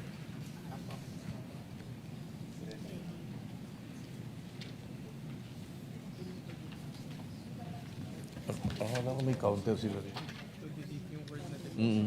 So, Mr. President, we are amenable to deleting the depositing word, Mr. President. Deleting the Depositing or. depositing or threatening. Yes. Yes. The entire letter C. We No. wanted to retain, Mr. President, the threatening. Okay. Because we are only after the act sige, of threatening. depositing. All right, Yes, all right. Mr. President. I accept, Mr. President, just to delete. Kindly read the whole amendment Depo- on line 30 and 31. Line 30, my proposed amendment was to delete it, but apparently, because of the explanation, I will propose to delete depositing or. Or. Yes. Any objection? Hearing none, approve. Thank you, Mr. President. On page 9, if no anterior amendment on page 8, Nothing, Mr. President. Nothing back. on page 9, I propose to add the, on lines 12 to 14, no? Lines 12 to 14, I propose to add the following words, that either the creditor or the debtor took the matter to court. This will be in lines 13 to 14 to read as follows. So it will now read as follows. The debtor, after they have informed the debt collector through any verifiable means that the debt is in dispute and that either the creditor or the debtor took the matter to court. We accept, Mr. President. That makes it clearer, Mr. President. Thank you. We accept. Are you also deleting the word is after debt? Yeah. No. That the debt is in dispute? Are you also proposing to delete That the word the debt- is? 12. Yes, or the debt took the matter to Kindly read the amendment for the is in record. dispute. No, we retain it, Mr. President. Retain. That the debt is in dispute and Yes, that either yes. the creditor or debtor took the matter to court. Yes. Yeah, that Alright. should be the correct Yes. construction. Any objection? Hearing none, approve. Thank you, Mr. President. To continue, on page 10, Page line 10. 12. 9, 12. Page 10, line 12. At the end of the sentence, add the phrase, without the consent of the debtor.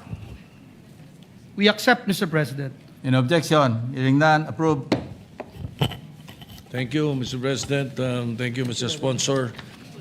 And on page 12, if there are no interior amendments on the page There 11. are none, Mr. President. Yes, we go On to page 12, line 7,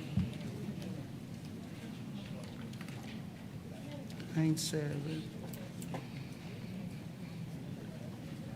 Upon the request. replace line 7 until the semicolon from the word upon up to the semicolon. Replace it with, upon the request of the debtor, the debt collector shall have a complete accounting of all the details of the debt. Semicolon, provided that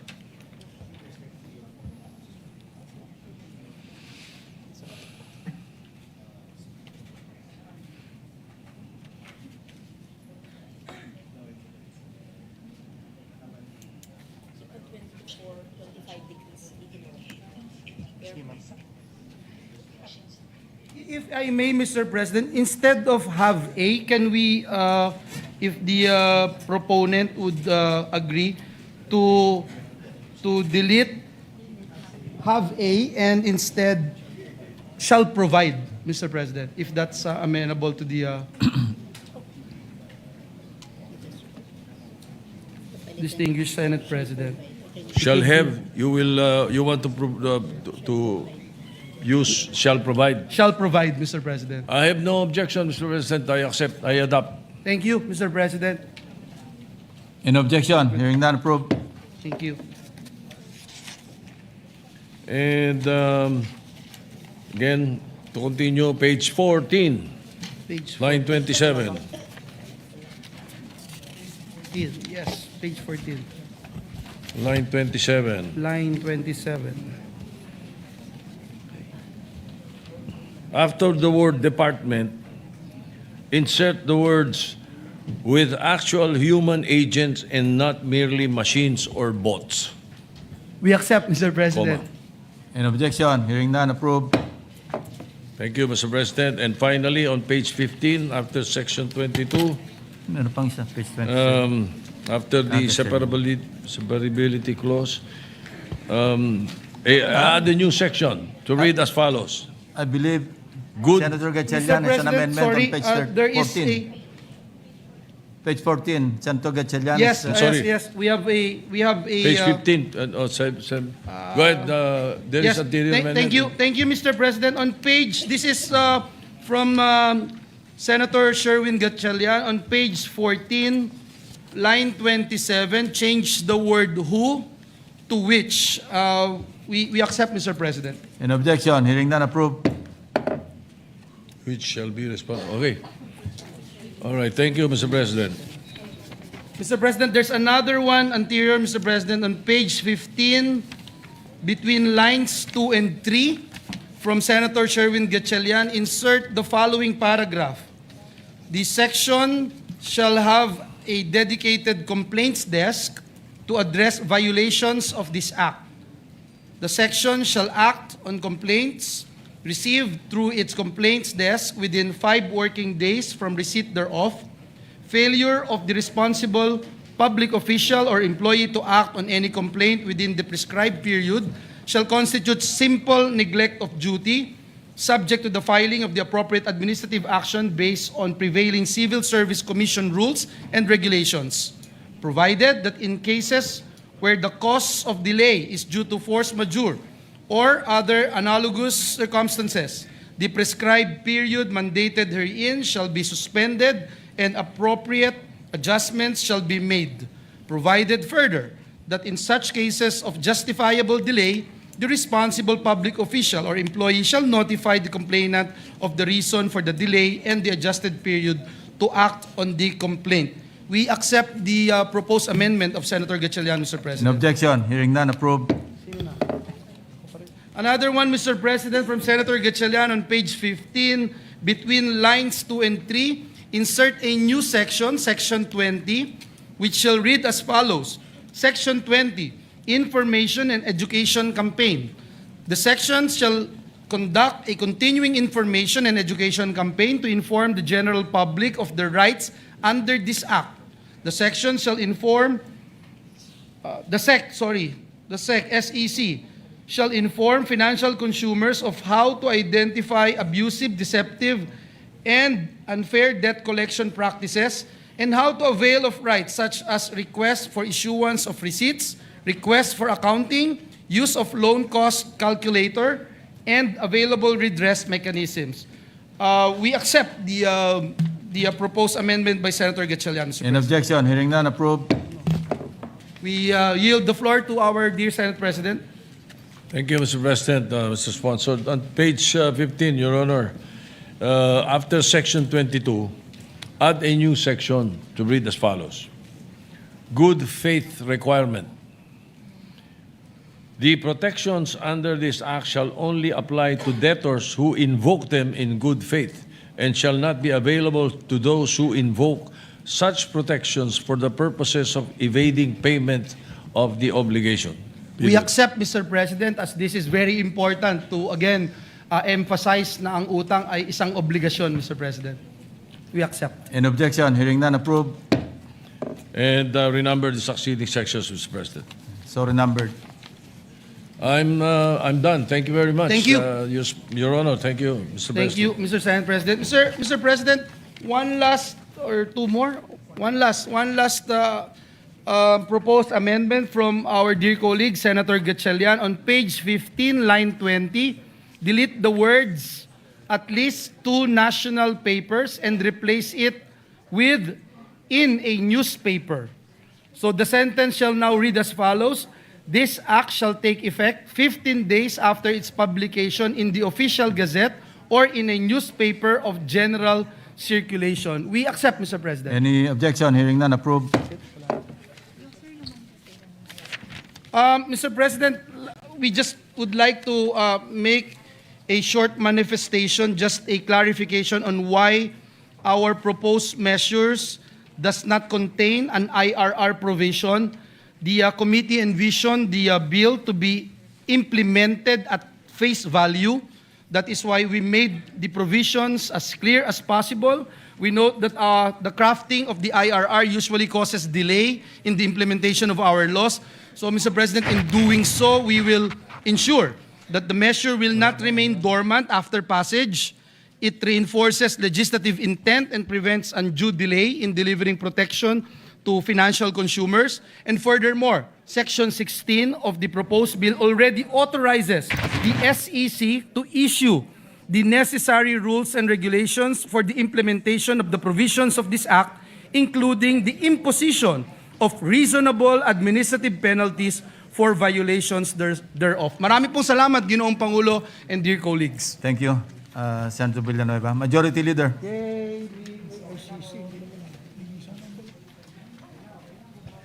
Thank you very much, Mr. President. Mr. President, with that, I move to close the period of amendments. In objection, hearing none, period of amendments is hereby closed. Mr. President, I move that we approve on second reading Senate Bill number 1744 under Committee Report number 26. In objection, hearing none, Senate Bill 1744 under Committee Report 26 approved on second reading. Congratulations. Thank you very much to the sponsor. Congratulations in order as well. Thank you. Mr. President, I move to suspend consideration of the measure. In objection, hearing none, consideration of the measure is suspended. May I ask for a minute suspension, Mr. President? 1 minute suspension. Ano,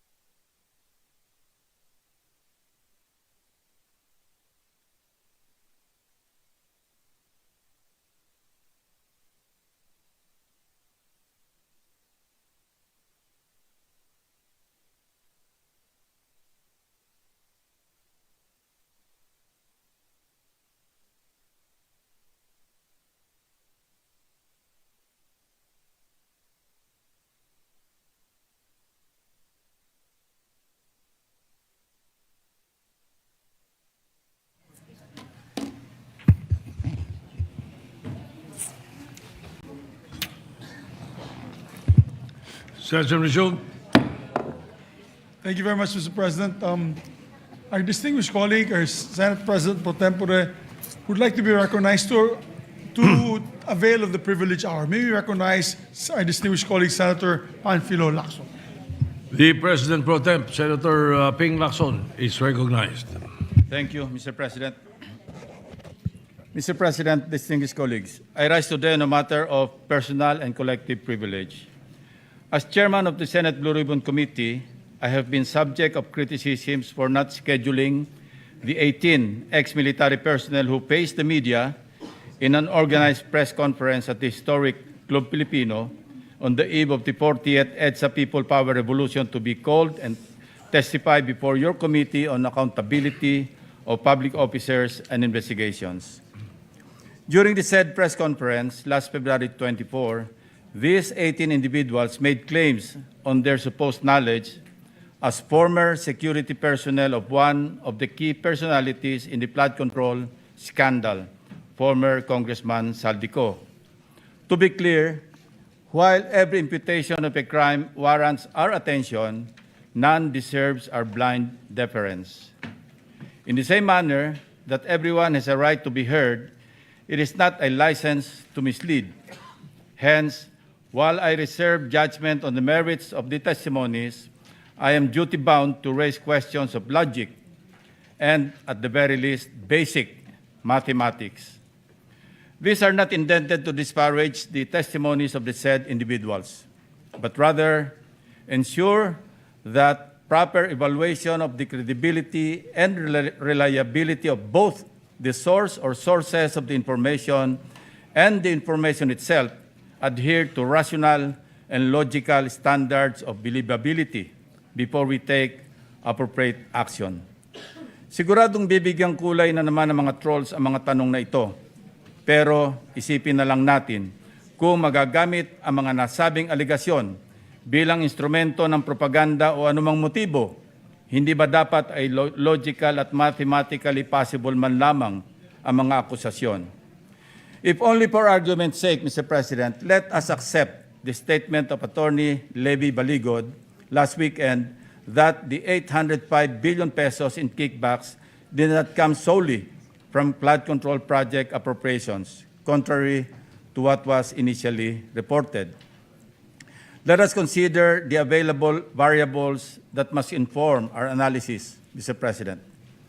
As earlier computed by the late Senator Ramon Revilla Sr. and further corroborated by Mr. Curly Discaya during one of our BRC hearings, 1 million pesos approximately weighs 1 kilogram. Basically, this means that the two executive assistants of Saldico, assisted by 18 ex-military personnel and other unnamed personalities, received, unloaded, repacked, and reloaded and moved 805,000 kilograms or 805 metric tons in paper bills over a certain period of time. And this does not include yet the weight of the packages themselves. Thus, we need to add around 53,600 kilograms or 53.6 metric tons, representing the combined weight of at least 13,400 large empty maletas or suitcases to accommodate 805 billion pesos, with the assumption each was made of soft-sided nylon or polyester materials, each weighing around 4 kilograms. Let's try to imagine the processes involved in the preparation and distribution of this cash. Suppose that the executive assistants or trusted personnel of Saldico, named Mark Tiksay and Paul Estrada, processed 500 million pesos a day, working 24/7, 365 days a year, including unloading, counting, repacking, loading, and delivering the money. This would take 5.5 years or mid-2028. Hindi pa sila tapos mag-deliver hanggang ngayon, Mr. President. If they started in 2023 or mid-2027, if they started as early as the second semester of 2022, when then Congressman Saldico took over the chairmanship of the House Appropriations Committee. Relatedly, one may still ask how such huge sums of money were physically collected and delivered to the residence of former Congressman Ko. To move this much wealth at a limit of 500 million pesos per day, you would need to make 1,610 deliveries to Saldico's Valle Verde 6 residence or somewhere else. Unloading, unpacking, repacking, reloading, and again delivering to different individual recipients. Even if they do it every single day of the year, it would take them 4.4 years to complete the 800 million peso deliveries, Mr. President. We can only imagine the logistical nightmare involved in the magnitude of the operations of former Congressman Saldico. By the way, following the joint narrative of the 18 security personnel, magkano ang natirang kickback kay Saldico? Zero? Was he just a messenger? Nabanggit ng 18 security personnel sa kanilang affidavit na ang bahay ni Congressman Saldico sa Valle Verde 6, Pasig City ay naging bagsakan ng cash kung saan din ginagawa ni Mark Tiksay, John Paul Estrada at iba pang empleyado ang pagbibilang at pag-impake ng mga ito sa iba't ibang lalagyan. Since former Congressman Saldico served as chairman of the House Appropriations Committee from July 2022 to January 2025, his supposed influence and access to the national budget, assuming he exercised full and unlimited control, were during the period 2023 and 2024 or for a full 2 years. We are also saying here that 85 billion worth of paper bills were encashed from our bank reserves over the years. According to a Bangko Sentral ng Pilipinas, the total physical cash in 2024, meaning the paper bills as well as coins that were currently held by the public and circulating in the economy, including those inside bank vaults, that year stood at 2.7 trillion pesos.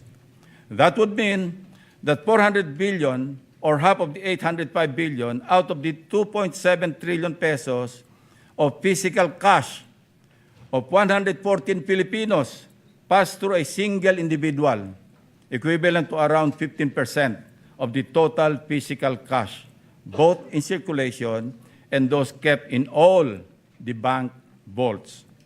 Going back to the 805 billion pesos in totality, that was solely and exclusively at Saldico's disposal in 2023 and 2024.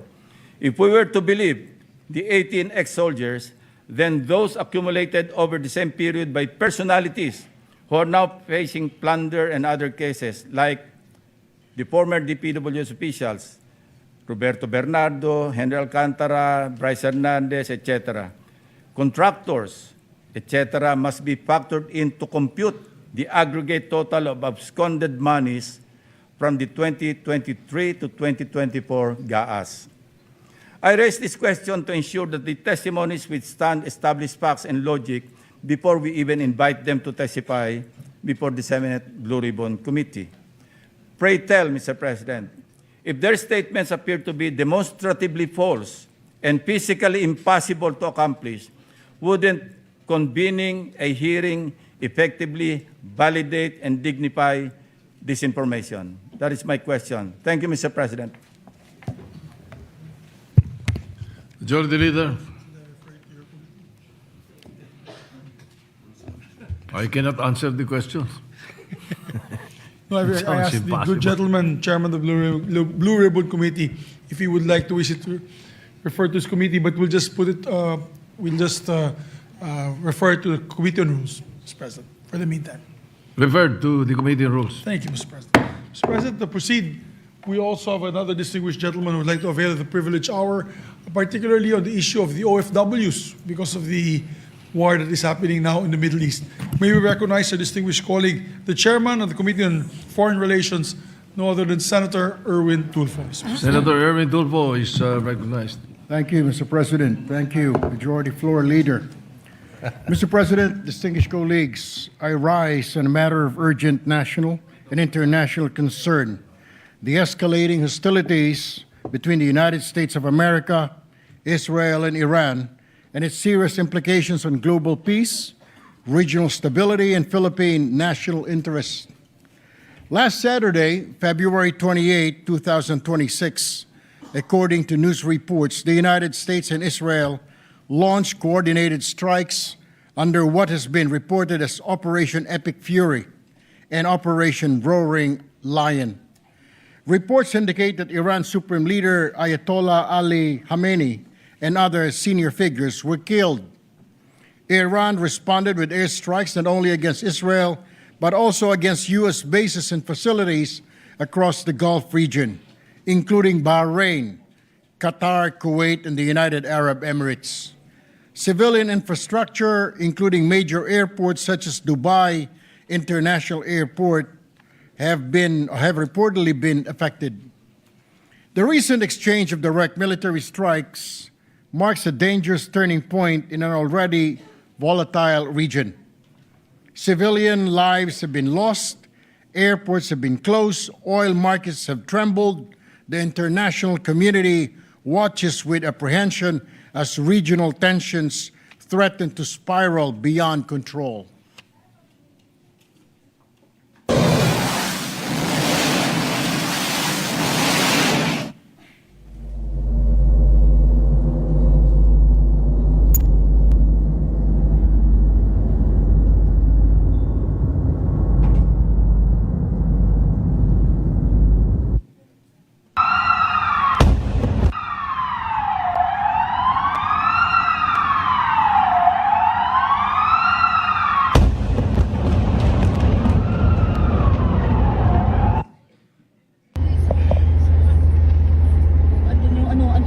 Oh, look, they got the next building. Oh, we're that one, sir. This one, no?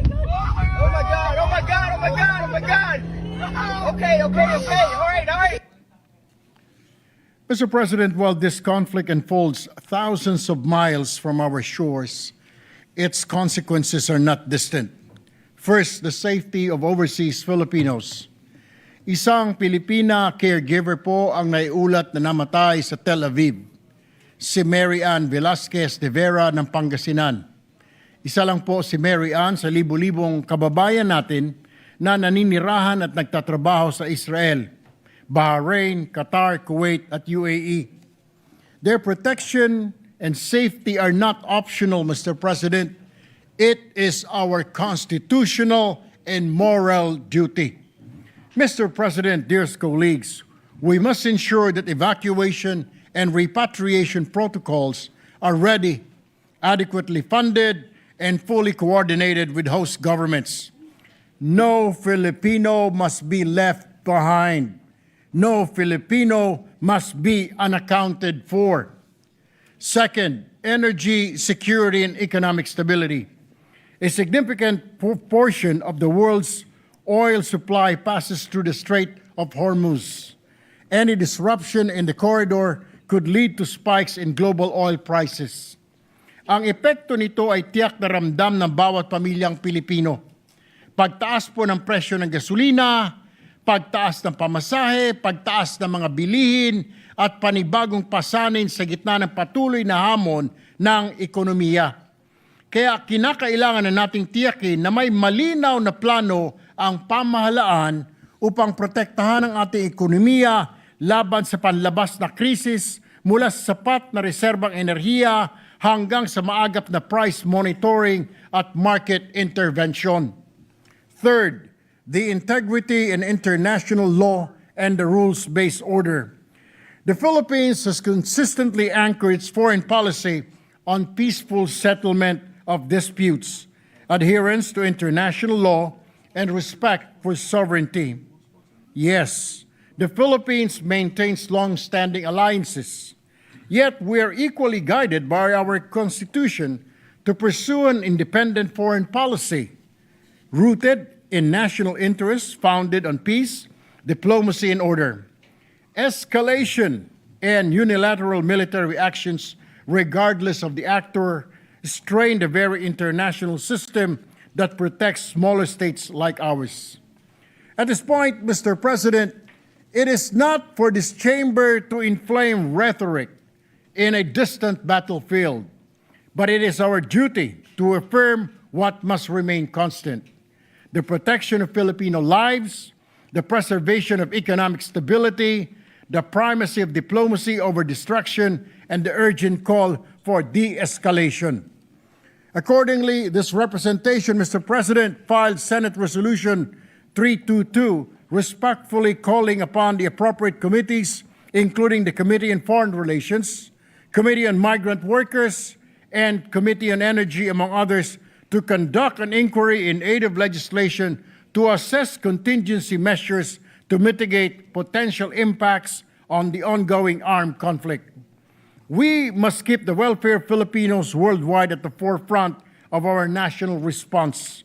We must remain vigilant in market monitoring and economic safeguards.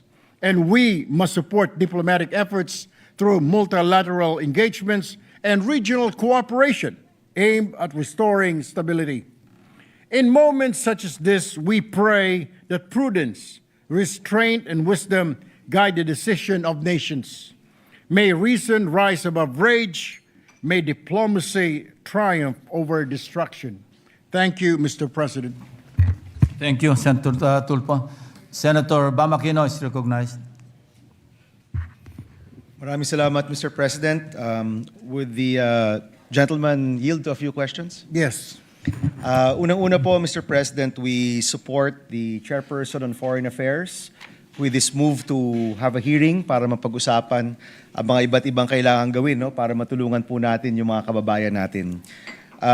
I also filed Resolution 321, no? So magkasunod po yung resolution natin at parehas rin po yung subject matter.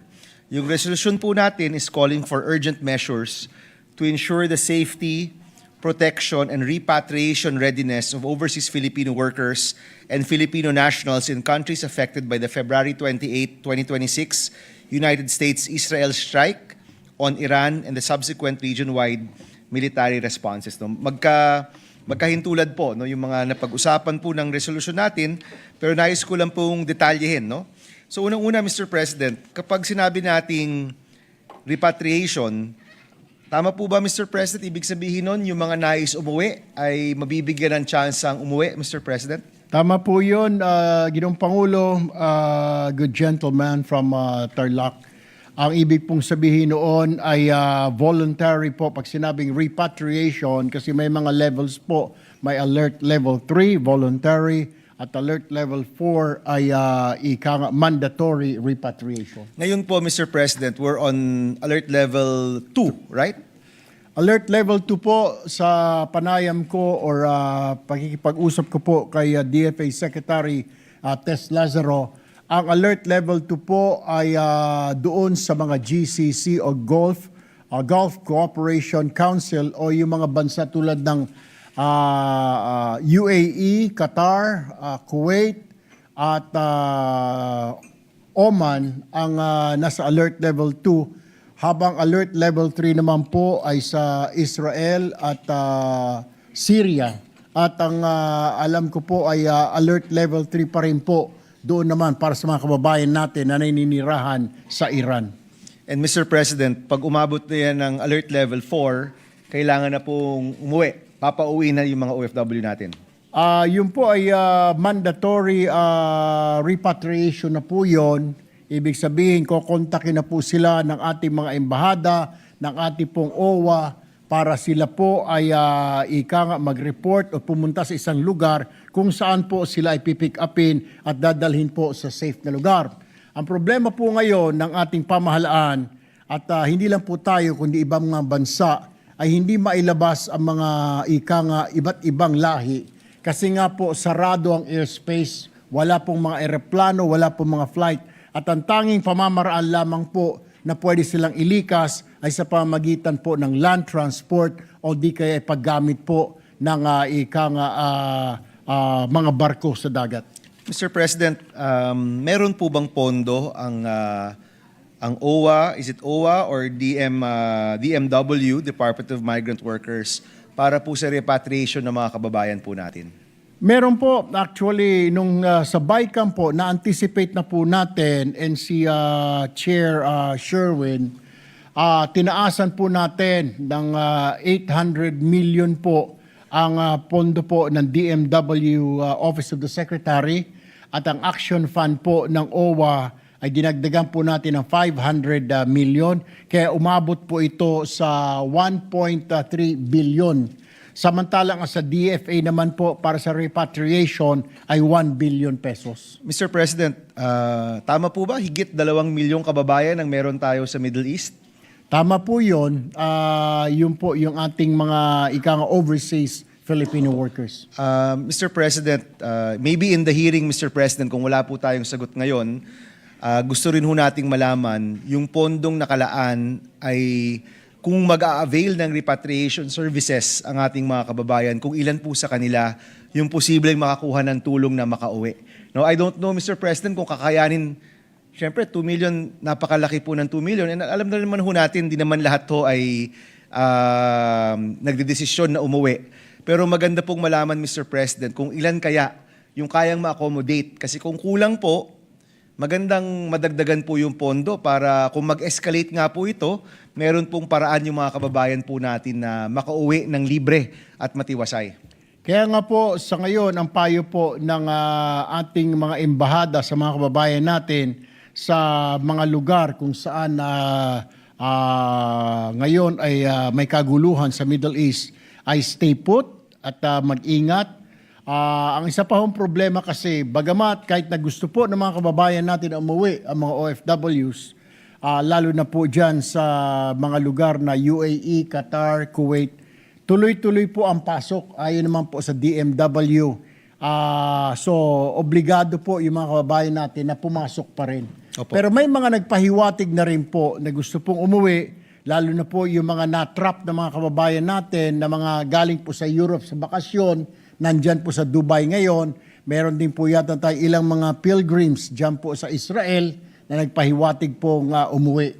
So ito po ngayon ang inaasikaso ng Department of Foreign Affairs kung paano po sila madala sa safer na lugar. At ito po mga lugar na ito ay limitado lamang po. Isa po ang Oman, isa po ang Egypt, at isa pong tinitignan ngayon ng DFA ay ito pong Turkey.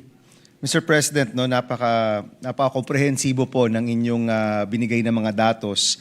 Sa totoo lang po, hinihintay rin po ng mga kapwa senador namin ang update ni Senator Tulfo, no, pagdating po sa mga nangyayari sa Middle East. Mr. President, nais ko rin malaman, yung mga uuwi po dito, anong serbisyo ang posible po nilang makuha kung sila po yung magde-decide na umuwi? Anong tulong ang pwede po nilang makuha mula po sa ating gobyerno?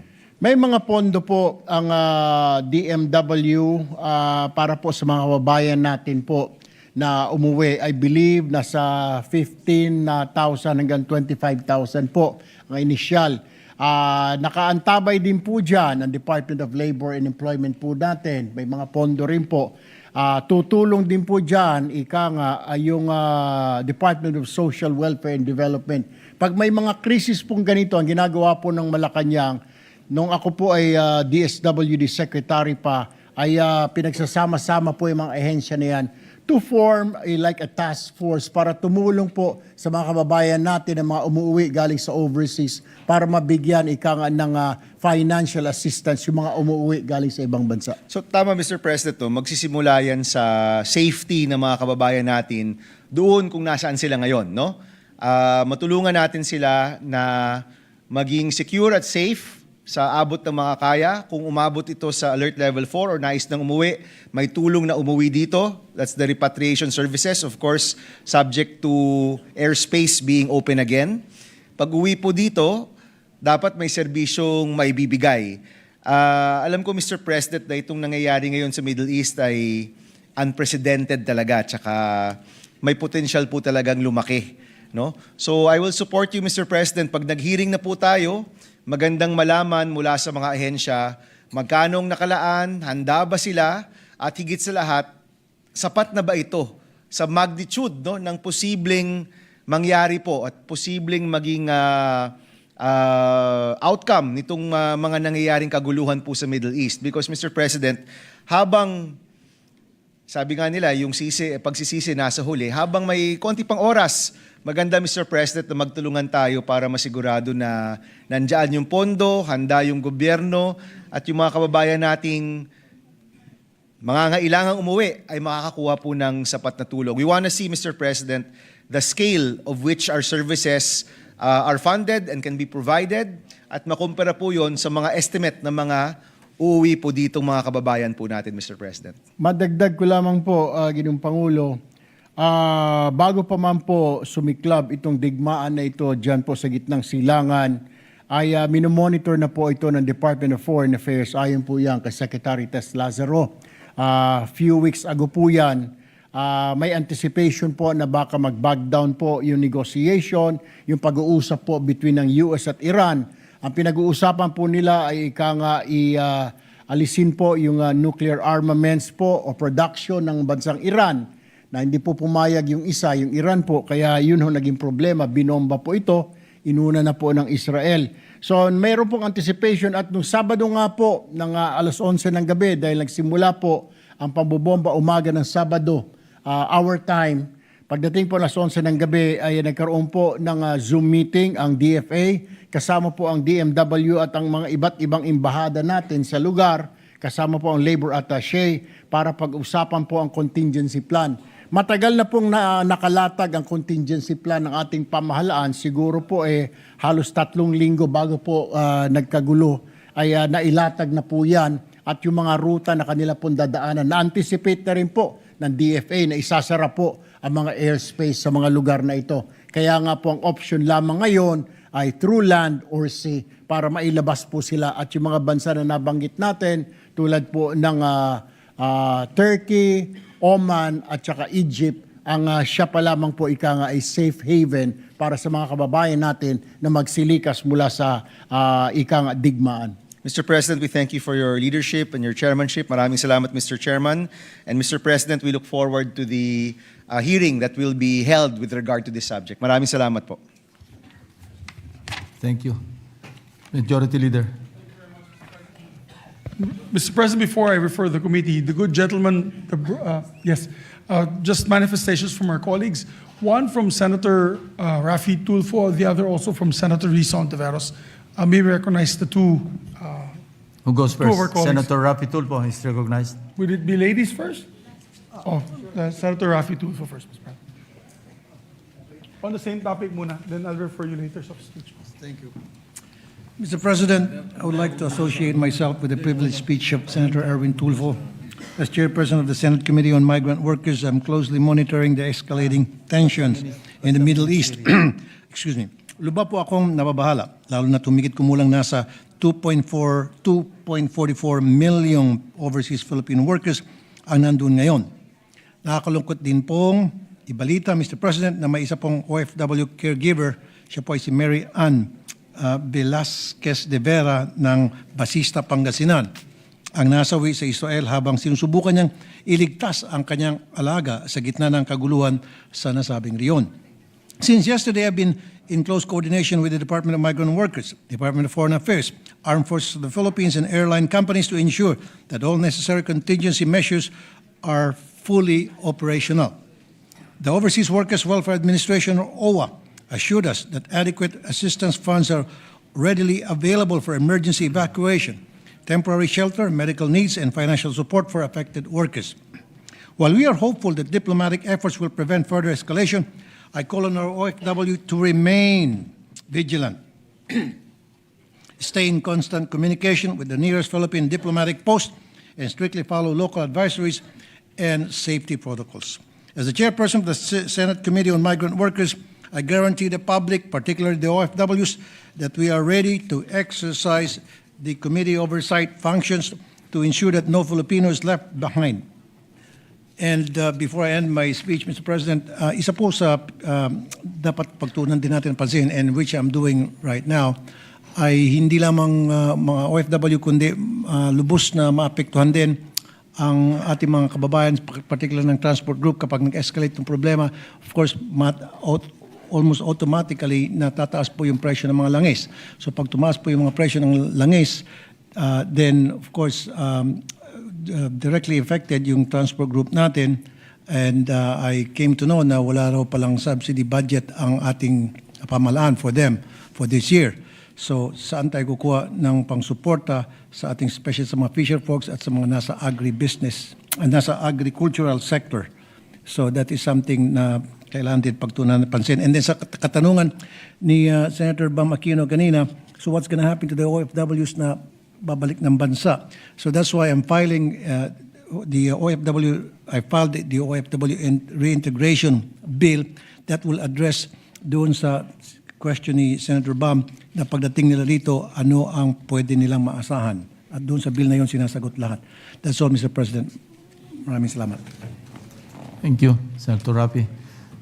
May we recognize also to give a manifestation on the speech of Senator Erwin Tulfo, our distinguished Deputy Majority Floor Leader, Senator Risa Ontiveros. Senator Risa Ontiveros is recognized. Salamat po, Mr. President. Bilang pagsuporta po dun sa privilege speech sa good gentleman mula sa Palawan, intensyon ko rin po, Mr. President, mag-file ng katulad na resolusyon tungkol sa mga contingency measures ng ating gobyerno para siguruhin yung agarang kaligtasan ng ating mga overseas Filipino workers. Sayang na sayang po na nakarating na sa kaalaman natin yung trahedyang nangyari kay Mary Ann de Vera Velasquez. Kaya nakikisa ako sa taos-pusong pakikiramay ng buong Senado sa kanyang pamilya sa Pangasinan. Kasabay po ng pagsiguro ng immediate safety ng ating iba pang at maraming OFWs, tingin ko po, Mr. President, dapat magkondukta din ng isang strategic re-examination ng ating pambansang polisiya sa energy security. Baka kailangan po natin ng isang government-administered na strategic oil reserve at baka kailangan din nating bilisan yung renewable energy development para i-mitigate naman yung 96.8%, napakataas po, 96.8% na reliance ng ating bansa sa krudo mula sa gitnang silangan. Sa huli po, Mr. President, tingin ko po dapat mag-provide po tayo ng mga fiscal incentives para yung ating mga domestic industries ay magsilbing economic lifeboats, na magsisiguro sa agad na pag-absorb ng mga repatriated workers sa tatlong partikular na sektor, sa energy sector, sa agriculture sector, at sa manufacturing sector, para nga ma-reintegrate immediately yung ating mga kababayang magpapa-repatriate, ma-reintegrate dito sa ating ekonomiya para mapigilan ang isang inflationary crisis na binabantayan na ng economic managers ng gobyerno at para patuloy na magsulong kahit medyo bumagal pero dapat huwag tumigil yung national industrialization sa kabila pa rin po, Mr. President, nitong bumigla sa ating lahat na pagsiklab ng gera sa Middle East. Salamat po, Mr. President, at salamat muli sa good gentleman mula sa Palawan. Thank you. Senator Kiko Pangilinan. Senator Kiko Pangilinan is recognized. Thank you, Mr. President. Just maybe one or two questions, but before that, I would like to congratulate our chairperson on the Committee on Foreign Relations for his very timely privileged speech. Malaking bagay po ang nangyayari sa Middle East sa ngayon, lalo na sa mahigit 1 milyon nating mga kababayan na doon nagtatrabaho. Malaki ang agam-agam po nila at ang agarang pagkilos ng ating gobyerno ay isa sa mga paraan para matiyak ang kaligtasan ng ating mga kababayan. If I'm not mistaken, the good senator, as he mentioned earlier, filed a resolution in this regard. I believe Senator Bam Aquino likewise filed a resolution. And for the information of our chairperson of the Committee on Foreign Relations, we put together, and he signed it, a sense of the Senate resolution calling on urging the Philippine government to immediately implement measures for the protection and repatriation of overseas Filipino workers amid escalating tensions in the Middle East, and to adopt interventions to mitigate the resulting economic impacts on the Philippines. If I'm not mistaken, 22 senators have already signed the resolution. So maybe this, if the good senator is willing and amenable, perhaps through the majority leader, we can already adopt that resolution as a gesture and a symbol of the urgency of the matter, that immediately kumilos ang Senado, pumosisyon tungkol dito at isama na rin ang mga minungkahi sa resolution sa magiging hearing ng ating chairperson sa komite. Is he willing? Sang-ayon po itong representation na ito, Ginoong Pangulo. Yes. With that, I have no other questions. We look forward to the hearing because we also want to know ano ang magiging immediate na mga pagkilos ng ating mga ahensya ng pamahalaan na may direktang kinalaman dito sa mga magiging epekto sa ating ekonomiya, magiging epekto sa ating mga kababayan na sa ibang bansa. Ang isang halimbawa riyan ay nabanggit nga kanina, tataas ang presyo ng gasolina. Meron tayong mga programang fuel subsidies sa transport sector, sa mga magsasaka, sa mga mangingisda. Dahil pag tumaas ang presyo ng langis, hirap ang magiging karanasan ng mga maliliit nating mga manggagawa, magsasaka, mga mangingisda. Yung pag-suspend ng excise tax sa fuel na maaring bumaba ng hanggang 3 hanggang 6 na piso kada litro kung ito ay masuspinde kahit pansamantala. Kaya mahalaga itong pag-hearing na ito para malaman natin ano ang mga hakbang at makapagmungkahi din tayo ng mga hakbang para matugunan ang problema dala ng sigalot sa Middle East. Maraming salamat, Mr. President. Thank you to the distinguished chairperson of the Committee on Foreign Relations. Majority Leader. Thank you very much, Mr. President. Mr. President, I move that we refer the speech of the good gentleman to the Committee on Foreign Relations and the Committee on Migrant Workers. In objection, hearing none, referred to the Committee on Foreign Relations and Migrant Workers Committee. Thank you. Mr. President, while we're still waiting for the additional reference to business, maybe we could recognize another distinguished Congress senator who would like to wish of the use or avail of the privilege hour. Mr. President, let's recognize, Mr. President, Senator Rafi Tulfo to give his privilege speech. Senator Rafi Tulfo is recognized. Thank you, Mr. President. Distinguished colleagues, I speak before you today on a matter of personal and collective privilege. Before I begin, allow me to show a short video. Walang hulog sa SSS, Pilhan Pag-ibig. Wala po yan.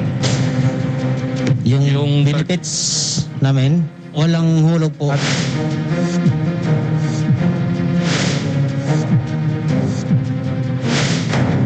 600 plus po kami manggagawa na kinakaltasan ng mga benepisyo na hindi inuulog.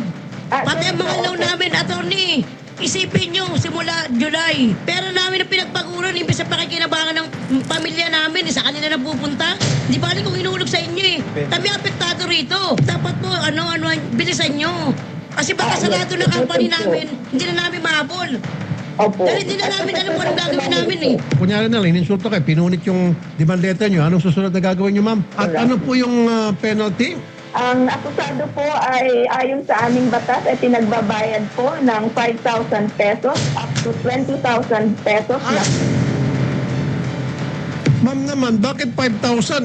Daan-daan libo, milyon na ang dinekwat sa mga magagawa, tapos 5,000 lang ang fine? Kasi wala po kami mga benefits dito, sir.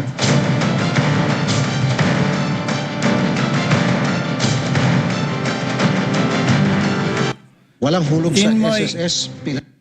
In my almost 30 years in public service in media, broadcasting, and here in the Senate, walang araw ang lumipas na walang lumapit sa aking programa at opisina tungkol sa problema ng ating mga laborers wala o kulang na pasweldo, benepisyo at kontribusyon sa SSS, PhilHealth o Pag-ibig.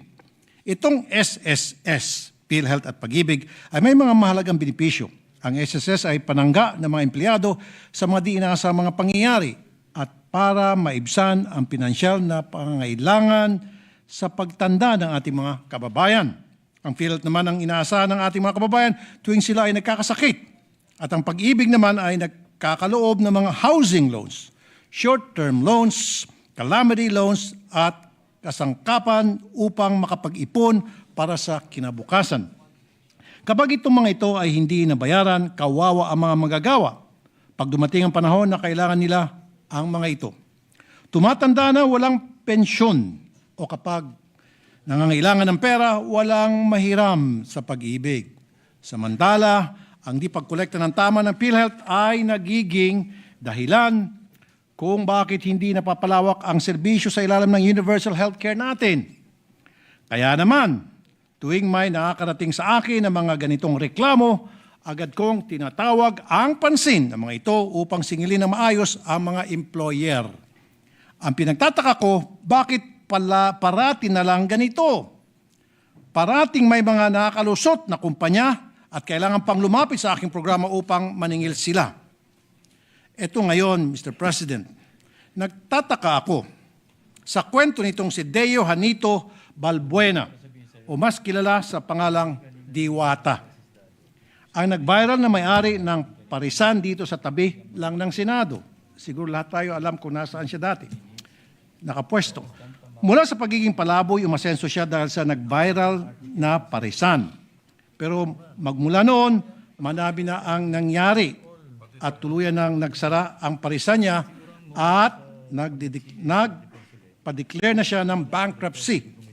Itong nakarang linggo, siya inaresto dahil sa hindi pagrehistro at pagbayad ng SSS. Panoorin po natin ang isang maikling video. Ang nakalagay doon sa warrant, ang complainant ko is SSS. Nakulong ako ng kulang-kulang 24 hours. Ang kaso ko ay hindi ako nag-comply. Tapos yung mga tao ko guys, walang requirements.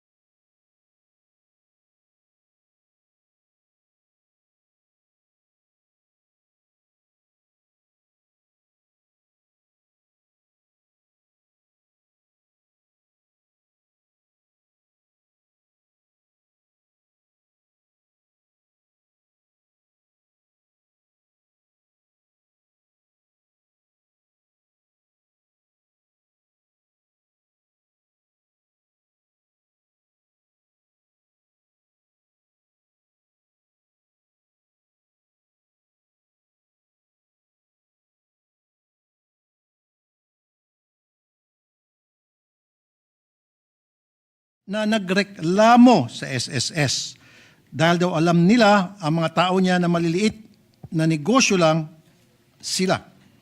At may nakarating sa kanya na naghahanap itong SSS na mga pwedeng magreklamo laban sa kanya. Tinuturuan sila paano mag-file ng complaint. Maraming ganito sa ating mga kababayan. Mga maliliit na negosyo na walang sapat na kaalaman sa mga business compliance sa ating mga batas. Naalala ko po ang isa pang kaso na nakarating sa akin.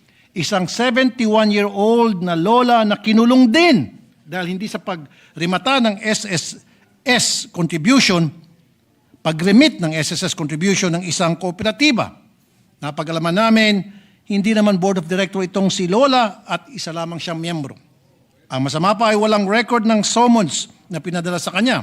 Inimbestigahan na nangyari at walang malinaw na leadership ang kooperatiba at minalas itong si lola at siya ang dinawit ng SSS sa kaso.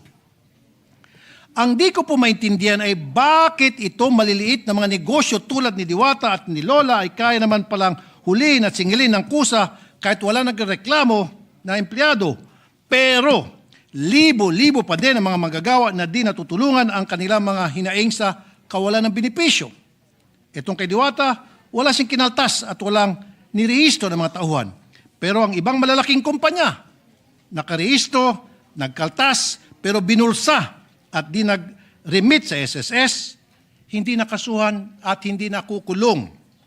Bakit itong mga empleyado kailangan pang lumapit sa akin para makasingil sa kanilang mga employers? Tulad ng mga security agencies na parati na lang nilalapit sa akin. Bakit di sila masingil ng SSS? Pilal to Pag-ibig. Dahil bang may-ari ng mga agencies na ito ay dating mga retired o active military o colonel o general? Bakit ang mga kumpanya ng mga daming empleyado hindi kusang nasisilip at nasisingil? Tulad ng patayan na nabisita ko sa Silang Cavite, 71 na mananahi, walang pasweldo at kontribusyon sa SSS, pero despite that, hindi man lang sila kinasuhan ng SSS at hindi man lang kinulong ang may-ari ng patayan. Mr. President, the SSS has been under scrutiny for uncollected contributions for years. In 2023, the COA flagged uncollected premium contributions from delinquent employers. According to the report, only 4.5 billion pesos was collected in 2023, which is only 4.89% of the 93.7 billion collectibles for that year. In 2025, SSS bragged that uncollected contributions has gone down to 46 billion pesos. 46 billion pesos is not something to be proud of. Kung itong SSS naniniwala na malaga ang Social Security para sa ating mga mamamayan, dapat walang delinquency na ganyang kalaki. Tapos taas pa ng taas ng contribution rate. Di ba naman madidismay ang ating mga manggagawa rito? Para sa SSS, wag itong napapakulong ninyo ang mga small business owners ang i-flex nyo, kundi yung sanang makasingil kayo sa mga malalaking kumpanya. Wag yung mga karinderya at mga parisan lamang ang inyong pinagtutuunan ng pansin. At wag niyong hintayin na ako kulitin kayo na mangolekta. Ang lalaki ng sweldo ng mga board of directors ninyo dyan sa SSS, hundreds of millions of pesos. Ako, wala naman akong sweldo galing sa inyo dyan, pero bakit ako ginagawa niyong collecting agent? Gawin niyo ang trabaho niyo, SSS. Binigyan namin kayo ng kapangyarihan at sa kakareklamo ko tungkol sa SSS, tinasa ng penalty sa mga violators ng SSS law para magkangipin ang batas. The Social Security Commission, when a person defaults in the payment of contributions, might collect through court action or by issuing a warrant to the sheriff of any province or city, commanding him to attach and sell any property of the debtor. And violators could be held liable for fines of up to 5 to 20,000 pesos and imprisonment to 6 to 12 years. The same teeth have been given to PhilHealth and Pag-ibig. Non-payment of contributions for PhilHealth is subject to fines of 50 to 100,000 and imprisonment of 6 months to 1 year. While for Pag-ibig, violators could be fined with 1 to 10,000 and imprisonment up to 6 years. Dati po, nung ako po'y broadcaster pa lamang na palagi ko pong kinukul ang attention ng SSS, bakit napakaliit na multa kapag ang isang employer ay nag-violate ng SSS law at hindi po nagre-remit sa SSS para sa contribution ng empleyado. Sa Manila, sa hindi, ay 1,000 pesos lamang po ang multa. So dahil sa aking pag-iingay, ngayon ay tinaasa nila pero not good enough. Mr. President, the problem is how these entities utilize these enforcement powers. I believe they should wield the sword of justice in the same way as the blindfolded Lady Justice who cannot see who is in front of her. They must apply the law equally to the rich or poor. But as public entities whose very core rely on their collection, I assume that they should focus their energy on those companies or businesses where they can collect more. It's just common sense. SSS as a law enforcement group, they even have a program called RACE, or Run Against Contribution Evaders. Pero bakit parang kulang pa din? There is something wrong with the registration, monitoring, and enforcement system. Do not see what's worse, they do not see the urgency of fixing that system. Napakahirap po para sa ating mga business owners, lalo na para sa ating mga MSMEs na mga mag-register at magpalit ng status ng mga empleyado. Mr. President, the informal business sector is the means of livelihood of most of our people. These enterprises that merely sell goods that they personally produce to meet their family needs become the victim of regulation that was meant for big companies. And that is why we have crafted so many laws to address the ease of doing business for small businesses. Magna Carta for MSMEs, Barangay Micro Business Enterprise Law, Negosyo Center Act, among others. Itong Negosyo Center Act, maganda ito dahil nagkaroon ng one-stop shop sa mga LGU para sa small businesses upang makapag-comply sila sa iba't ibang business regulations. Kulang sa assistance ang ating mga maliliit na mamamayan na itinatawid lang ang kanilang munting negosyo. Mr. President, recently there is so much unfairness in the way the power is being exercised by public officials and government entities. I hope they remember that if the law does not distinguish, neither should they when it comes to implementing the law. Be consistent, be fair. I hope to be able to take these matters up in the Labor Committee as these concerns affect our laborers. Thank you, Mr. President, and my dear colleagues. Thank you very much, Mr. President. Mr. President, I move that we refer the speech of our distinguished colleague, Senator Raffy Tulfo, to the Committee on Labor and Employment and Human Resource Development. So referred to Committee on Labor. Thank you, Mr. President. Another colleague of ours would like to avail of the privilege hour, Mr. President. May we recognize our distinguished colleague, Senator Pia Cayetano. Senator Pia Cayetano is recognized.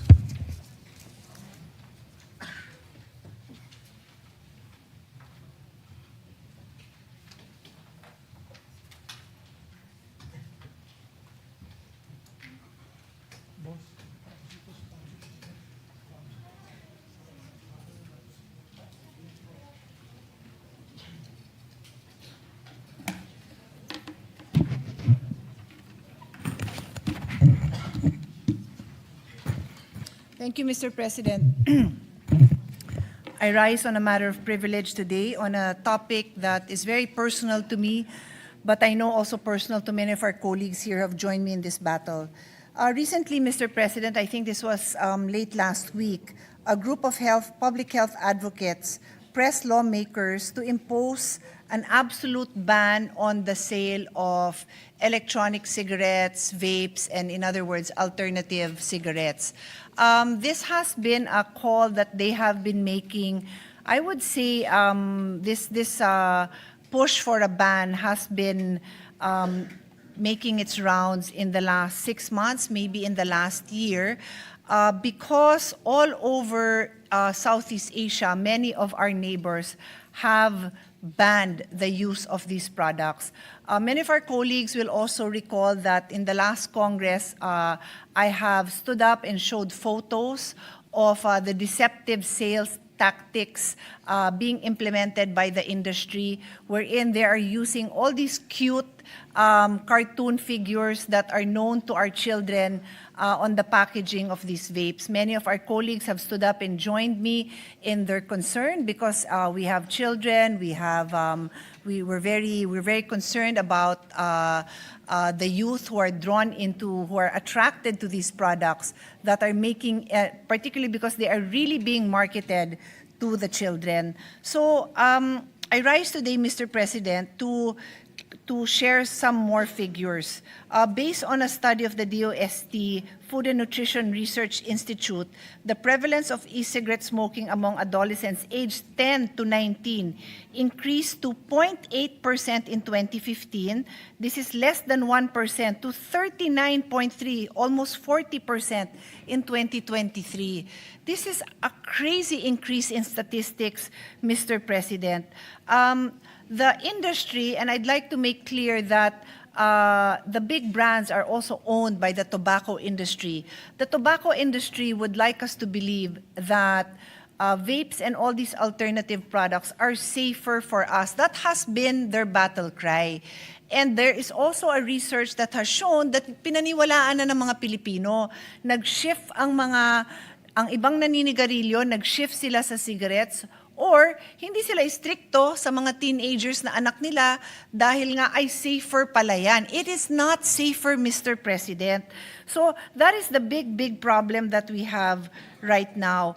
I will repeat figures that I have time and again shared with all of you. In the United States, the US FDA rejected 55,000 flavored e-cigarettes due to lack of evidence that they have a benefit to adult smokers, sufficient enough to overcome the public health threat posed by the alarming level of youth use of such products. 55,000 flavors ang na-reject. Can you imagine that? And I will repeat, up to this day, hindi tayo nagtetest. Mula ng araw na pinasa natin, yung vape law na yan, hindi pa rin nagtetest. The vape law gave the DTI the power to test and to regulate. They're not doing their job. They are not testing and regulating. They do not have any capacity. They do not have the equipment. They do not have the skilled manpower. They are not doing it. And yet here we are, we allow this to happen, and we have the chance to correct this. I have filed a bill that will remove the jurisdiction from DTI back to FDA. Yes, I know there's probably no one here that is in love with the services that come out of FDA, but if you look at the professionals they have there, they have the professionals, and it is their mandate. It is not the mandate of DTI. So yan, walang nagre-regulate, and yet the US, kaya nilang mag-ban ng 55,000 flavors, pero sa Pilipinas, wala tayong pakialam. So siguro dito, we have double the amount circulating and being ingested by our children. Imagine the United States says, there is no evidence that there is any benefit to allowing flavors for the youth. Kasi ang sasabihin ng ibang matanda, kasi mas okay to, may mga flavors kami, hindi na kami naninigarilyo. Yes, but the danger to exposing this to the youth goes on. And in the US, they decided they will not expose the youth to this. But don't get me wrong, they have a huge vape problem because despite regulating these flavors, they're still selling it. And so, you look at Southeast Asia, wow, 8 countries have banned it, Mr. President. 8 countries, and I will name these countries. These are Brunei, Cambodia, Laos, Singapore, Thailand, Timor-Leste, and Vietnam. And the latest to join that group is Myanmar. And that's why you have health advocates who are now saying, Philippine lawmakers, speak up. Pass a law that will also ban this. So a little bit of history, my dear colleagues. In 2021, former Senator Ralph Recto filed and sponsored Senate Bill number 2239. This is the Vaporized Nicotine Products Regulation Act, otherwise called, referred to the vape bill. We had a period of interpellation for months after that, and on December 16, 2021, this vape bill was approved on third reading. There were only 2 senators who voted against it, myself and Senator Pangilinan. Mr. President, I fought against this bill so hardly because it gives the impression that it is regulating the industry, and yet what it was doing was liberalizing the sale of vape products. From the bill that I proposed, where it would be, the age of access would be 21, they lowered it to 18. Sorry, let me correct myself. The existing law, which was the sin tax law, provided the age of access at 21 years of age. This vape bill reduced the age to 18. So gusto niya, 18 pa lang, sige, mag-vape ka na.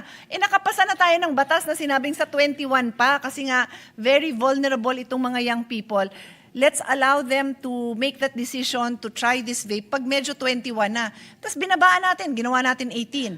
And then, we said that the jurisdiction to regulate is with the FDA. That is also in the sin tax law. Tinanggal yon, nilipat sa DTI. And I have already explained that DTI has done nothing about this.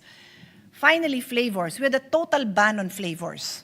We only allowed the regular, whatever cigarette tastes like, so tobacco flavor, and pinayagan natin doon menthol. That's it. Comes this vape bill, pinayagan na yung iba-ibang flavors. O ano nangyari? Ayan na, from Hello Kitty to name your other favorite character, nandyan lahat yan on the packaging of the vape products. So, this is the result. Almost 40% of our youth are somehow involved in vapes from the age of 10 to 19. But I go on. Let me go on, Mr. President. I think it is today, there was an editorial that, and let me just read a portion of it. I just want to correct the record, Mr. President. There's an editorial that states that it's an editorial that basically criticizes government for liberalizing the vaping industry despite the strong opposition of health experts. And the editorial goes on to express how our youth are exposed to the addiction and fatal lung disease, all of which are supported by the health advocates. But there's just one portion that I'd like to clarify, set the record straight, Mr. President. It also goes on to explain the changes that were made in the vape law versus the sin tax law that I've also explained, and I thank the editorial team for sharing this information. But I'd like to correct this. It goes on here to say that former President Duterte, who had banned smoking in public places nationwide, and that is a fact, gave in to the tobacco lobby and signed the bill which both chambers of Congress had passed. So that's incorrect, Mr. President, because that is something that I was watching very carefully. After we passed the vape bill, when both passes, the bicameral conference committee was held on January 26, 2022.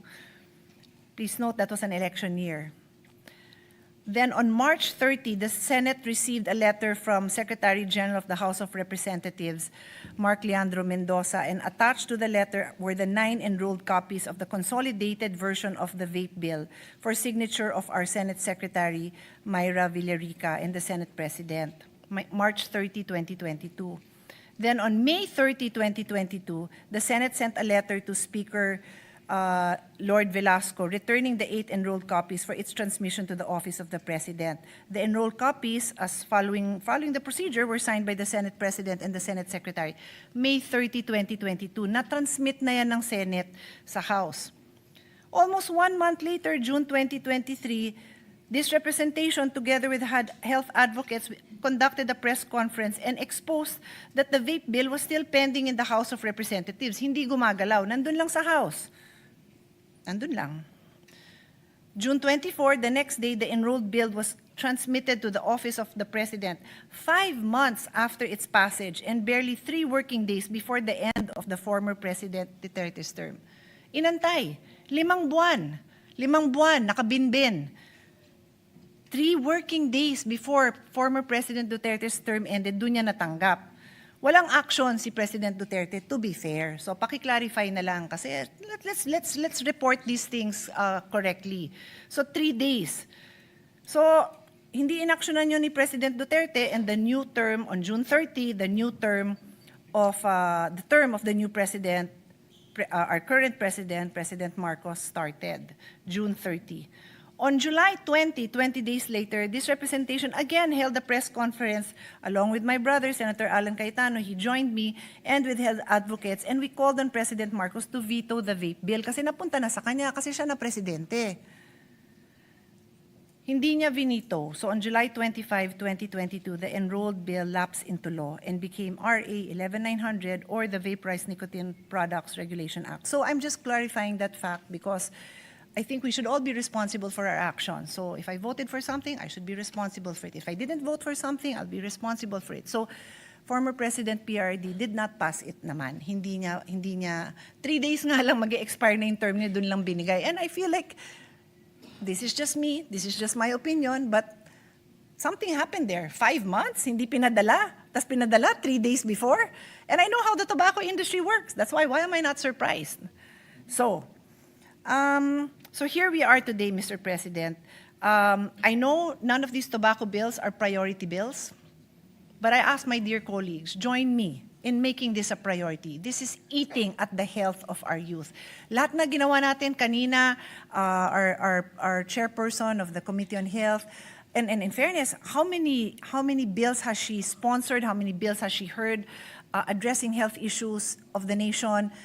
So many of our colleagues will stand up and to interpolate and to amend, and I think we're doing a good job. But let's not turn our back on this pressing issue. There's a strong lobby. Let's do the right thing. Let's stand up and decide. Are we going to join our colleagues in a total ban? The bills I filed, by the way, which came after the vape bill, the vape bill became the vape law, were returning the jurisdiction to FDA, prohibiting sales to persons below 21, banning the different flavors, banning the sale in school areas, because now they also we are actually selling just 100 meters. 100 meters, dun lang yun. Ang dali-daling takbuhin ng bata yun, yung 100 meters from their school. So there's so much we can do, including the discussion on the ban. So that is the gist of my privileged speech, Mr. President. There are bills out there, and if this can be heard, if any of these bills can be heard, then we can start the discussion on how we want to tackle this epidemic, because it is a vape epidemic, Mr. President. Thank you very much. Senator Francis Pangilinan is recognized. Thank you, Mr. President. Would the lady senator from Taguig be willing to answer Yes, a few Mr. questions? President, very Yes. willingly. Congratulations to Senator Cayetano for this privileged speech. It is a concern. If I recall correctly, I voted with Senator You did. Cayetano. And I announced it that it's just you and I who voted against it on the third reading. Yes, yes. And therefore, it is a concern of this representation. What is the industry? How much is the vape industry in the Philippines, Madam President? Would the good senator know? I can give you to that, Mr. President. I'll ask my staff for the numbers. But while I'm waiting for the numbers, let me expound on that topic. That, as I mentioned, the big brands are owned by tobacco companies. Yes. And then the position that these big tobacco companies will take is that they are protecting the health of the Filipinos because vape is a safer product, which is not true. There is no proof that it is safer. And then there is also this issue that they're raising about the loss of revenues due to the illicit trade, which is happening. I do not doubt that exists. But the answer there, because it is already being discussed in the House, I believe, I'm not really sure of the status, to revisit the sin tax that we impose. Yes. And medyo malawak na yung topic. I didn't include it in my speech, but this now, in response to Your Honor's question, is part of the whole issue, because the industry will claim that they are losing money to illicit trade, and that they are less revenue is being transmitted to the government, and therefore, let us reduce the sin tax. Medyo nagkamali ng konti dun sa logic. But let me just check with my staff Yes, if you're ready. while that is being checked, yes, the good senator mentioned that it is not correct to say that this is safer than cigarette smoking. I recall those debates, and that the discussion then was that yes, vaping is less toxic or a better alternative to smoking. And the lady senator just mentioned that it is not true. It's not. You know, there's so much disinformation out there. What is the latest research and data regarding the ill effects? Is it worse than vaping? Because I get many different answers. It depends. Some doctors say it depends on the the content of the vape device. So there are a lot of discussions saying it is worse But it depends. So What is the I science would behind love to address that, Mr. President. So first of all, what the tobacco industry does is they hold conferences for doctors. We banned that in the bill that we proposed, in the version that we proposed, and that is the one good thing that was carried in the vape law. Bawal naman yan. So instead, what they did was, and I know for a fact because it was held in BGC, so na-trace ko to through my Taguig connections, na they had a conference with dentists. So dentists naman yung tinarget nila. So I'm like, wait, ano bang sinulat natin sa batas? Sinabi ba natin doctors? So dentists, they excluded, but they have these ways of going through all, their tentacles are wide and long-reaching. We found, I saw a copy of the program.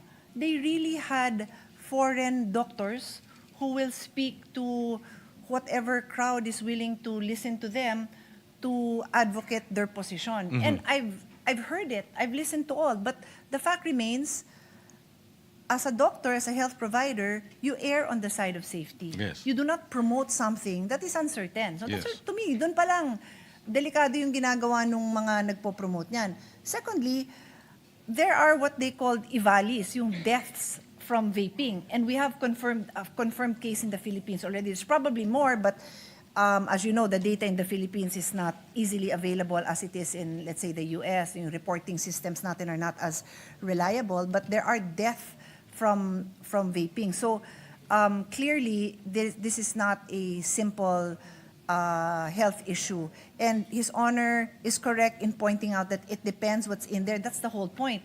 Because, as I said, in the US, because of their sophisticated system, they were able to ban 55,000 flavors because there's no proven health benefit. We're not even going through the process. So can you just imagine the quality of ingredients that are in the vapes being sold on the streets? Yes. And because kulang din tayo sa regulation, I randomly will see in any small street, Dr. Healthy Vapes. Mga ganun yung mga pangalan. Healthy vaping. Like, Yes. It's an oxymoron. It's an oxymoron. So definitely, Mr. President, there is so much more to be done. And I think that is why these Southeast Asian countries banned. Yes. Kasi ang hirap kalabanin. Ang daming nilang tentacles, ang daming nilang paraan. So it's just simpler Well, you for mentioned them to ban. Southeast Asia. I understand Singapore has banned it. Yes. But yes. this is also banned in other ASEAN countries Yes, or, Mr. or President. regulated? Myanmar, Brunei, Cambodia, Laos, Singapore, Thailand. Thailand Yes. is quite very open-minded, di ba? They're very liberal. Yes. Sila nga yung may marijuana di ba? Yes. And yet, think about it.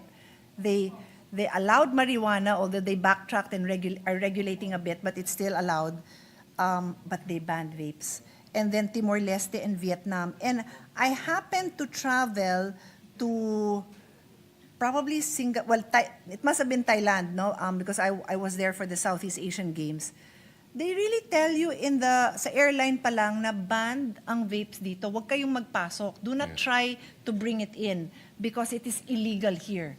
O, and dami naman Pilipinong pumupunta doon. So, kaya pa nilang palang tumigil. Yes. Pero, dito gagawin nila. So, again, the old adage, di ba? Bakit nasusunod natin yung mga rules pag nandun tayo, pero dito, we don't. Mr. President, I'll go back to your question earlier about the global e-cigarette or vape market. Worldwide, it is valued at US 27 to 35 billion pesos as of dollars. US 27 to 35 billion dollars as of 2024. And then the Philippine market is valued at US $113.6 million in 2023. But for the Philippines alone, it is projected to reach $345 million, so times 3 in 2030. So 4 years from now, they expect that market to grow That'll be times about 3. 113 15 billion to pesos. 345. So that's really sad, Yes. Mr. President. I would be so happy if this was the agricultural market, wouldn't you? Yes. Rice production, vegetable production, chicken production. But we're talking about the product that is not good for youth or adults. It's not good for us. Is it correct?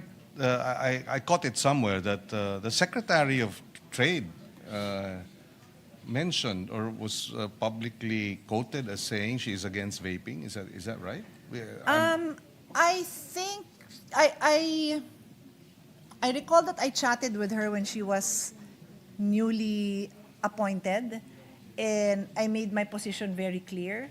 So I would be happy. I can't recall for sure, but Yes. I wouldn't be surprised if she did say that, because I do recall that she was expressed concern naman when we talked. I don't really recall what her official statements were, but nothing's being done.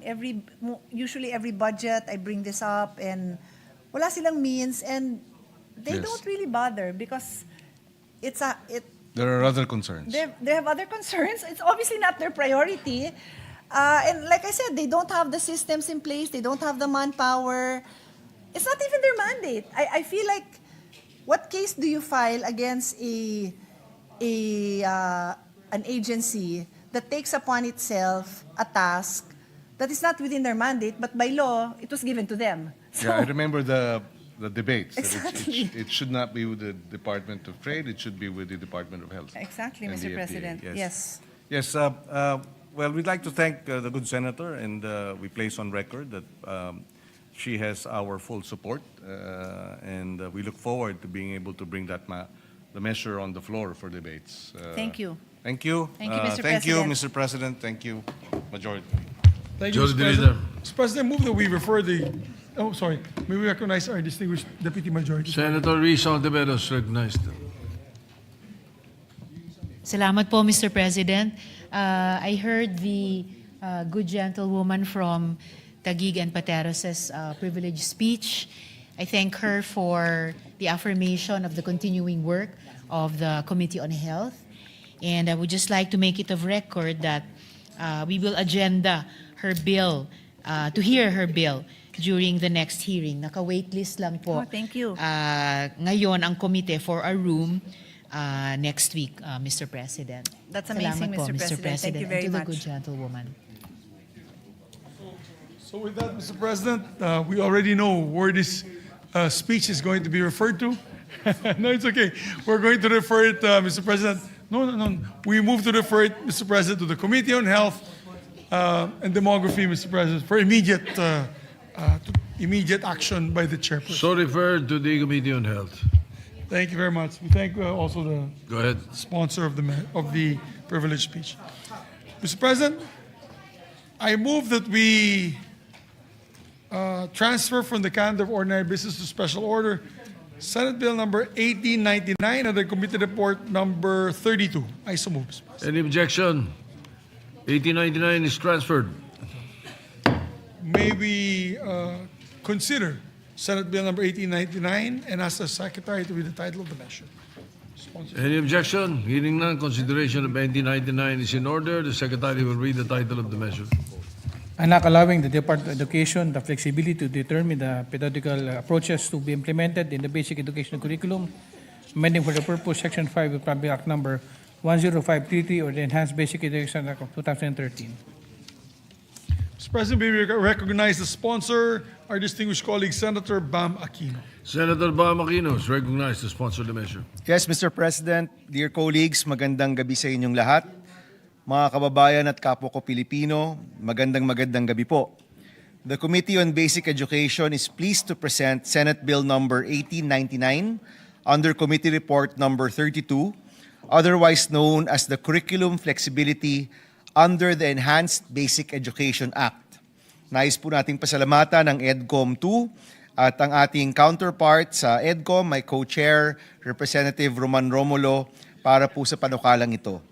Dahil po sa kanilang dedikasyon, ngayon po naaaksyonan na po natin ang isang reforma na makakatulong sa mga estudyante at gurong Pilipino. Spiral progression was instituted to address discontinuity and fragmentation in the pre-K-12 curriculum. This model was meant to ensure long-term retention by repeatedly engaging learners with core concepts with increasing complexity over time, hence the term spiral progression. However, Mr. President, this methodology was legislated alongside the Enhanced Basic Education Act.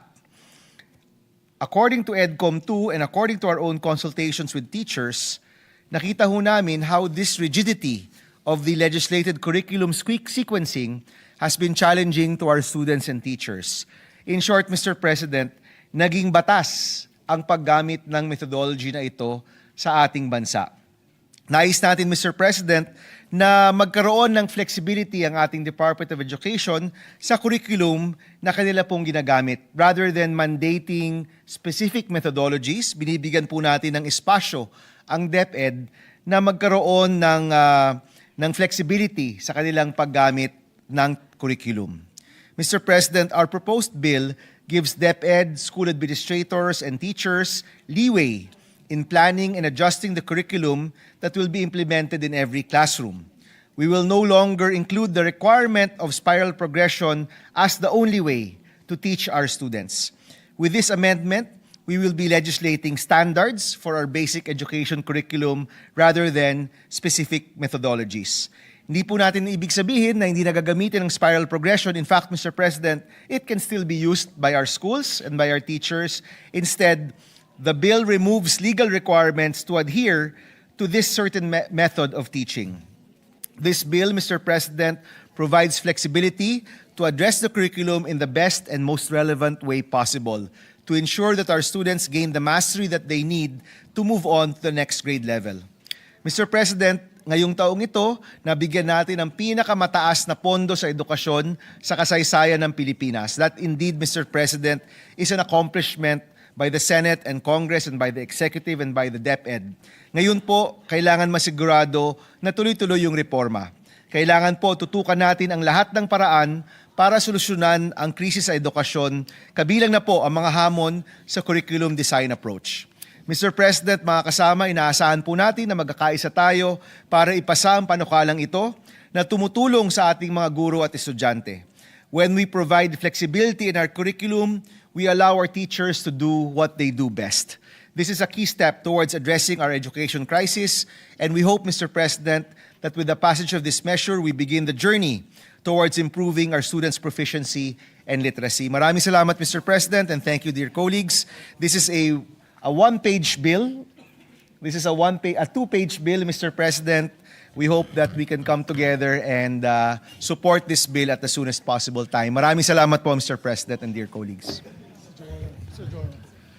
May we recognize also our distinguished colleague, Senator Joel Villanueva. Senator Joel Villanueva is recognized. Mr. President, as much as we would like to deliver our co-sponsorship speech, as we are one of the co-authors and co-sponsor of the measure, we just like to put on record, Mr. President, our sincerest thanks and gratitude to our dear chairperson of the Senate Committee on Basic Education, our fellow EDCOM 2 Commissioner, Senator Bam Aquino, for making this measure one of his priorities. May I just be allowed, Mr. President, to just insert into the records our co-sponsorship speech. Thank you, Mr. President.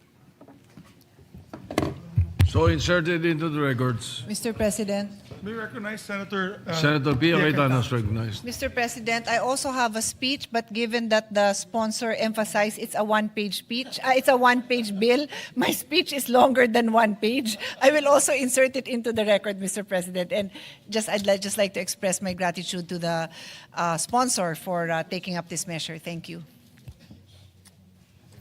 Thank you. Majority Leader. Thank you very much, Mr. President. Mr. President, allow our colleagues some time to study the measure. Yes, Senator Sherwin Gatchalian would like to also deliver his sponsorship speech. I hope it's also one page, because anyway, the bill is one page. Senator Sherwin Gatchalian is Just kidding, recognized. Mr. President. We recognize the good thing. Thank you, Majority Leader. Sorry for interrupting you. I also will give a co-sponsorship speech.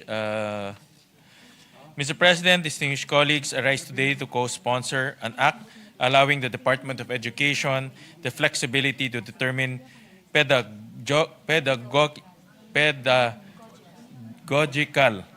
approaches to be implemented in the basic education curriculum, amending for the purpose Section 5 of Republic Act Number 10533 or the Enhanced Basic Education Act of 2013. The spiral progression approach is a well-intentioned curriculum framework that is meant to make learning continuous, connected, and progressively deeper as learners move up. At its core, the idea is simple. Concepts are introduced early and revisited repeatedly in later grades. Each time a concept is revisited, it is developed and given greater depth. Difficulty increases incrementally over time. Learners progress by building on earlier learning, with the goal being mastery of the subject matter.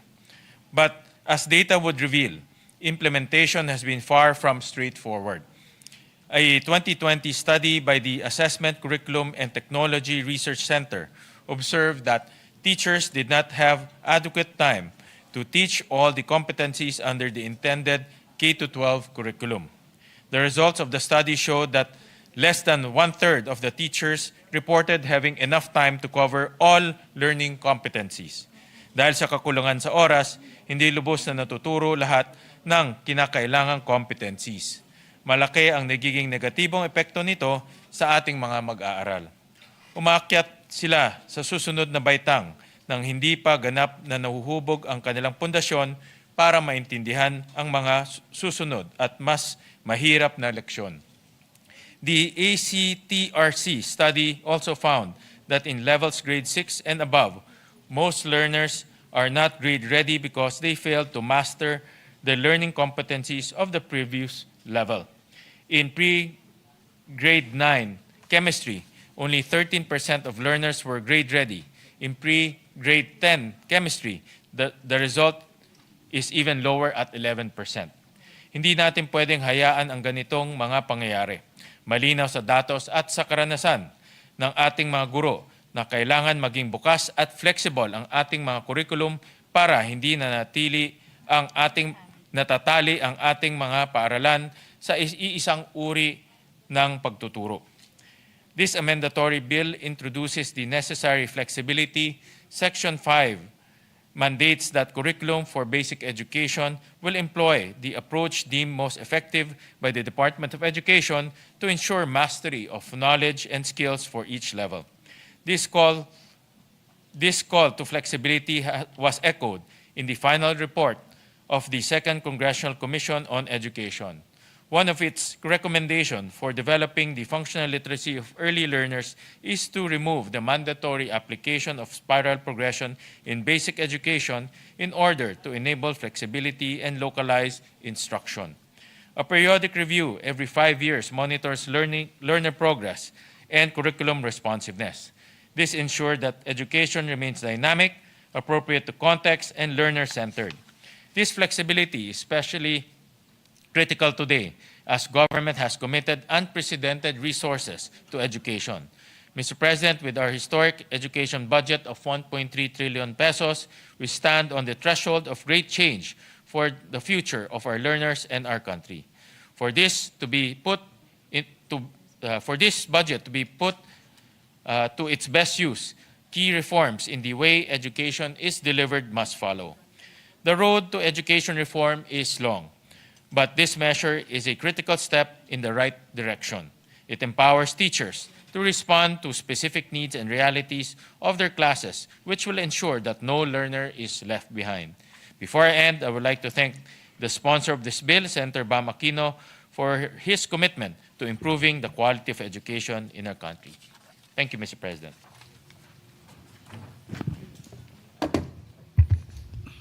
Thank you very much, Majority Mr. Leader. President. Mr. President, we'll allow our colleagues to study the measure. We move to suspend consideration of the measure. Any objection? Hearing none, consideration of the measure suspended. Mr. President, I move that we transfer from the calendar of ordinary business to special order Senate Bill number 1910 under Committee Report number 37. Any objection? Hearing none, consideration is transferred. I move that The we- bill is transferred. Thank you, Mr. President. I move that we consider Senate Bill number 1910 and ask the Secretary to read the title of the measure. Hearing no objection, consideration is in order. The Secretary will read the title of the measure. And now providing for a free financial education to overseas Filipino workers and their families. May we recognize the sponsor, Mr. President, no other than our distinguished Chairman of the Committee on Migrant Workers and Labor, Senator Raffy Tulfo. Senator Rafi Tulfo is recognized. Thank you, Mr. President. Good afternoon, Mr. President, or good evening, Mr. President, my esteemed colleagues. Before I proceed with my sponsorship speech, I would like to express my deepest concern over the plight of our OFWs who are now caught in the middle of this major conflict in the Middle East. Lubos tayo nag-aalala sa kanilang kaligtasan at ipinagdadasal natin na sana'y matapos na ito sa lalong madaling panahon. Kahapon, I took the liberty of meeting online with the DMW, OWA, DFA, and other concerned offices, and they assured us that our government is exhausting all resources to ensure their safety and security.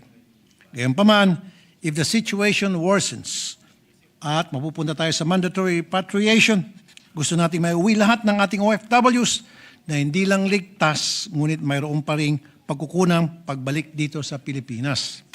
There is an urgent need to protect not only their physical well-being, but also their economic well-being. If there's one lesson that we learn from this war in the Middle East, it is the fact that we must always save some for the rainy days, ika nga. Having said that, Mr. President and esteemed colleagues, I have the honor to sponsor today proposed bill number 1910 under Committee Report number 37, or the Free OFW Financial Education Act. This is a measure that seeks to protect, empower, and uplift the very people we proudly call today as our modern-day heroes. Maliban sa giyera at mga kalamidad na maaaring magdulot ng kawalan ng ipon at trabaho, ilang beses na rin tayong nakatanggap ng reklamo patungkol sa mga financial scams na nabibiktima ang ating mga OFWs. These scams come in different forms: employment or illegal recruitment scams, love scams, cryptocurrency investments, mutual funds, easy money or fly-by-night investments, and pyramiding scams, among other things. Sa mga scam sa social media, marami sa mga OFWs natin, even while they're still abroad, even before sila ay babalik ng Pilipinas, sila ay naluloko na scam. In some cases, pagbalik nila, wala na silang pera, ubos na. Inengganyo niya po kami kasi for expansion daw po siya ng capital ng pinaka-business po. Then nangako din po siya ng malaking interest po. 40% interest po. 40%? Po, monthly po. Wala kang pera-pera ngayon? Wala. Nag-uwi ako sir kahapon. Sa totoo lang, hindi naman ako sinungaling na tao. 200 lang gutom, nagutom ako sa airport. Dumiretso si Mamata from the airport, diretso dito. Oh, walang-wala nga ako mga pasalubong, wala. Damit ko, Masaya maleta. ang damit ko sir, ano lang yun, mga lumang gamit ko sa Jeda yun. Wala ka man ng pasalubong. Wala, kahit tingkayin ko pa yung bag ko, wala kahit isang pirasong biskwit o isang pirasong candy, wala. Wala kayo naipon, ma'am. Wala sir, kasi may ginastusan ako, hindi nga nakatapos ng pag-aral yung anak ko. Kaya nga yan sinasabi ko hopefully maging batas na po yung financial literacy. Tuturuan po kayo, tutulungan din kayo ng gobyerno kung papaano po yung perang pinaghirapan nyo sa abroad, makakaipon kayo, pagbalik mo rito, meron kayong pera. Ginamit niya yung SK chairman yung position para mahikayat ako mag-invest. At 300,000 po? More or less, sir. Ganon po. Investment po, sir, sa manukan at saka sa baboy. Nagkaroon kasi ako ng problema ko sa Hong Kong. Bali, naging doble-doble na yung problema ko, sir.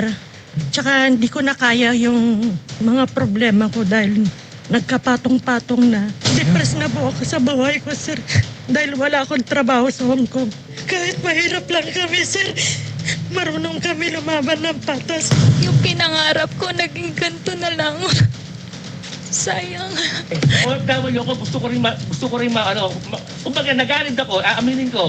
Maganda yung offer mo gusto ko rin umuwi ng Pilipinas. Sabi ko, baka ito rin pagkakataon ko. Dahil sabi ko sa'yo nung una, di ba? Huwag mo lolokohin. Yung pera ko ito para sa anak ko. 9 years ako hindi umuwi ng Pilipinas. Para lang mapag-ipunan ko ang edukasyon ng anak ko. 9 years, alam mo yung sinabi ko sa'yo, nagkamakaawa ko sa'yo. Ibalik mo lang yung puhunan ko, kahit walang tubo. 9 years, Joanne. Hindi ko nakita ang anak ko. Nakakalungkot na ang bawat pawis, pagod at hirap ng ating mga OFWs ay napupunta lamang sa mga scammers. Kadalasan, nababaon pa sila sa utang at nakukulong. The truth is, many OFWs return home with very little savings, minimal investments, and no long-term financial security. Like I said, many of them fall victims to scams, fraudulent investment schemes, excessive recruitment fees, and poor financial decisions made without proper guidance. A survey conducted by the Philippine Statistics Authority on OFWs revealed that the bulk of their remittances go to personal consumption, or 47.4%, followed by savings, which comprise to 24.8%, while investment in property, business venture, and financial instruments account for the remaining 12.6%. In other words, only a meager portion of their money is saved or invested, which sadly, most often than not, go to the hands of fraudsters and scammers. To address this problem, it is therefore imperative to institutionalize measures that will help our OFWs develop financial responsibility and independence. The government must promote financial literacy to help future-proof OFWs and their dependents. Financial literacy will empower our migrant workers to avoid predatory lending, invest in legitimate enterprise, build emergency funds, secure insurance and retirement plans, and to start business upon returning home. Specifically, this legislative measure will, number one, mandate all OFWs to undergo more extensive and comprehensive financial literacy orientation seminars, which will be integrated in their pre-departure orientation seminar, or PDOS, as well as in their post-arrival training seminars, or PATS. These trainings will also be incorporated in pre-migration orientation seminars, or PMOS, OFW family and children's learning sessions, and other similar activities. Number two, place the DMW as the lead implementing agency in coordination with the Department of Finance, the Bangko Sentral ng Pilipinas, OWA, the DICT, DILG, the SEC, and other pertinent banking institutions, and most importantly, number three, provide that these mandatory financial literacy trainings and continuing education shall be free of charge. Currently, the DMW is implementing the Pinansyal na Talino at Kaalaman, or PITAKA program, in coordination with the OWA, Bangko Sentral, and BDO Foundation, whereby financial literacy videos are disseminated online via YouTube and Facebook. Dito po, tinuturuan sila kung paano mag-impok, magkaroon ng tamang pananaw sa pag-iimpok at mag-invest ng kanilang pera sa litimong pamamaraan. Mayroon din yung Financial Awareness Seminar and Small Business Management Training, or FAST SBMT. That includes skill training in setting up and developing a business. The Securities and Exchange Commission and the Philippine Stock Exchange, in partnership with the DMW, also conduct educational tours for OFWs to gain exposure to stock marketing, trading, investment funding, and scam prevention. In 2026, the DMW has also been aggressively expanding its partnership with private stakeholders to initiate other relevant programs that will financially empower our OFWs. Thus, this measure will ensure that these initiatives will be institutionalized at mabigyan ng sapat na pondo para tuloy-tuloy ang implementasyon ng mga programa. This is not just a bill about budgeting or saving. This is about dignity. Dignity for OFWs who have been remitting consistently over $30 billion annually, and these remittances fuel consumption, sustain communities, and stabilize our financial system. Ang batas na ito ay panigurado ng isang nurse mula Germany, yung engineer mula sa Japan, ang isang domestic helper mula sa Kuwait, at ang isang marino mula sa Indian Ocean ay uuwi na may bitbit na kwento ng sakripisyo at may pondong magsisimula ulit sa sariling bayan.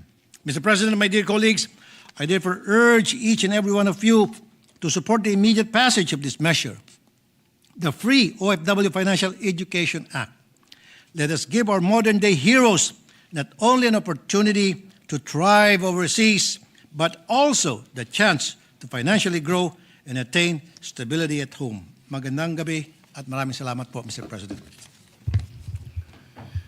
Majority Leader. Thank you very much, Mr. President. And also to deliver the co-sponsorship speech, may we recognize our distinguished colleague, Senator Joel Villanueva. Senator Joy Villanueva is recognized. Thank you, Mr. President. Thank you, distinguished Majority Leader. Mr. President, esteemed colleagues, this representation would like to thank, first of all, our dear colleague, the Chairperson of the Senate Committee on Migrant Workers, Senator Rafi Idol Tulfo, for sponsoring Senate Bill number 1910, otherwise known as the Free OFW Financial Education Act, which this representation is proud to have co-authored, Mr. President. We believe that this measure, together with the OFW Remittance Protection Act under Committee on Banks, which we also intend to sponsor this week, Mr. President, are complementary bills that share a common objective. This is to safeguard the hard-earned income of our OFWs and ensure their long-term financial security. When we sponsored the law, Mr. President, not too long ago in creating the Department of Migrant Workers during the 18th Congress, we envisioned financial literacy as an essential component of the reintegration program aimed at the mainstreaming and sustainable return of OFWs into Philippine society. This policy direction is explicitly provided under Section 3, letter I of RA number 11641, otherwise known as the DMW Act. Through this measure, Mr. President, our OFWs will be equipped with necessary knowledge and skills to properly manage their hard-earned income and make informed financial decisions. Gaya po ng sabi ng ating colleague, Senator Rafi Tulfo, yung mga remittances po remain a stable and significant source of financial support for Filipino households. However, Mr. President, it is equally important to examine how these remittances are utilized so that we can identify the critical areas where financial education is most needed. According to Bangko Sentral ng Pilipinas Consumer Expectations Survey Report, for the third quarter of 2025, 95.4% po of households receiving OFW remittances use these funds primarily for food and other household necessities. In contrast, only 39.3%, almost 40%, allocated remittances for savings, while a mere 7.7% invested these funds.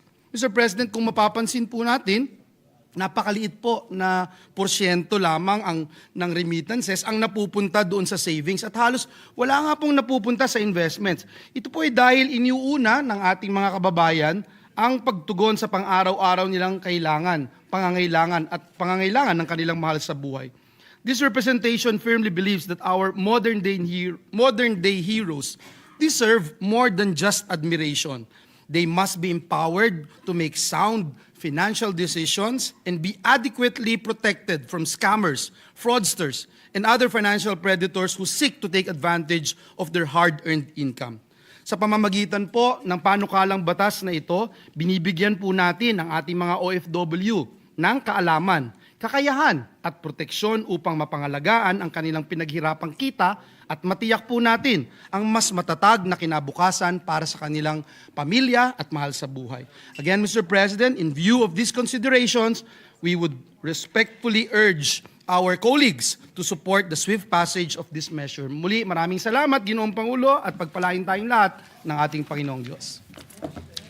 Thank you very much, Mr. President. Majority Leader. Mr. President, also to insert into the records their sponsorship speeches are Senator Ejercito, J.V. Ejercito, and Senator Jinggoy Estrada.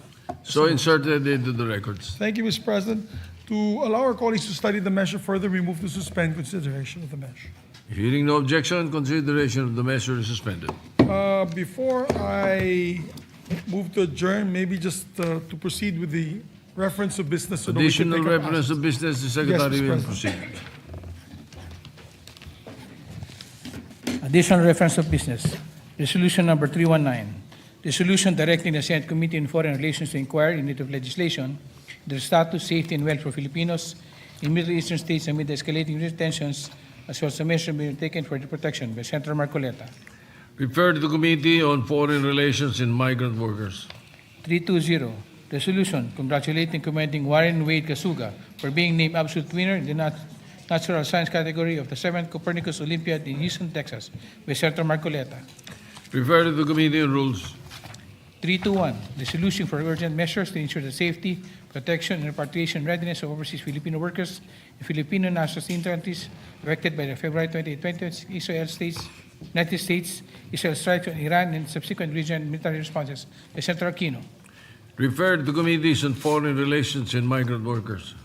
322, resolution directing the appropriate Senate committee to conduct an inquiry in need of legislation the potential economic and security impacts on the Philippines of the ongoing conflict involving the United States of America, Israel, and Iran, with the end in view of formulating responsive proactive policy measures. by Senator Tulfo Aaron.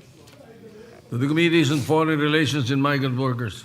323, resolution commending and congratulating Film Philippines for an outstanding victory in the 2026 Predator WPA 10-ball World Championship held at Westgate Resort and Casino in Las Vegas, Nevada, USA. by Senator Go. To the Committee on Rules. 324, resolution directing the Committee on Agricultural Food and Agrarian Reform to investigate industrialization, the implementation of black tariff vessel monitoring measures with the Bureau of Fisheries and Aquatic Resources and concerned agencies and mandated by the Philippine Fisheries Code, RA 8550, as amended by RA 10654, by Senator Hontiveros. To the Committee on Agriculture. 325, resolution expressing the sense of the Senate urging the Philippine government to immediately implement measures for the protection and preparation of overseas Filipino workers amid escalating tensions in the Middle East, to adopt interventions to mitigate the certain economic impacts of the Philippine economy, introduced by Senators Pangilinan, Soto III, Lacson, Zubiri, Aquino, Cayetano P., Ejercito, Estrada, Escudero, Gatchalian, Go, Antiveros, Lapid, Ligarda, Marcoleta, Marcos, Padilla, Tulfo R., Tulfo E., Villanueva, Villar C., and Villar M. To the Committee on Rules. Majority Leader.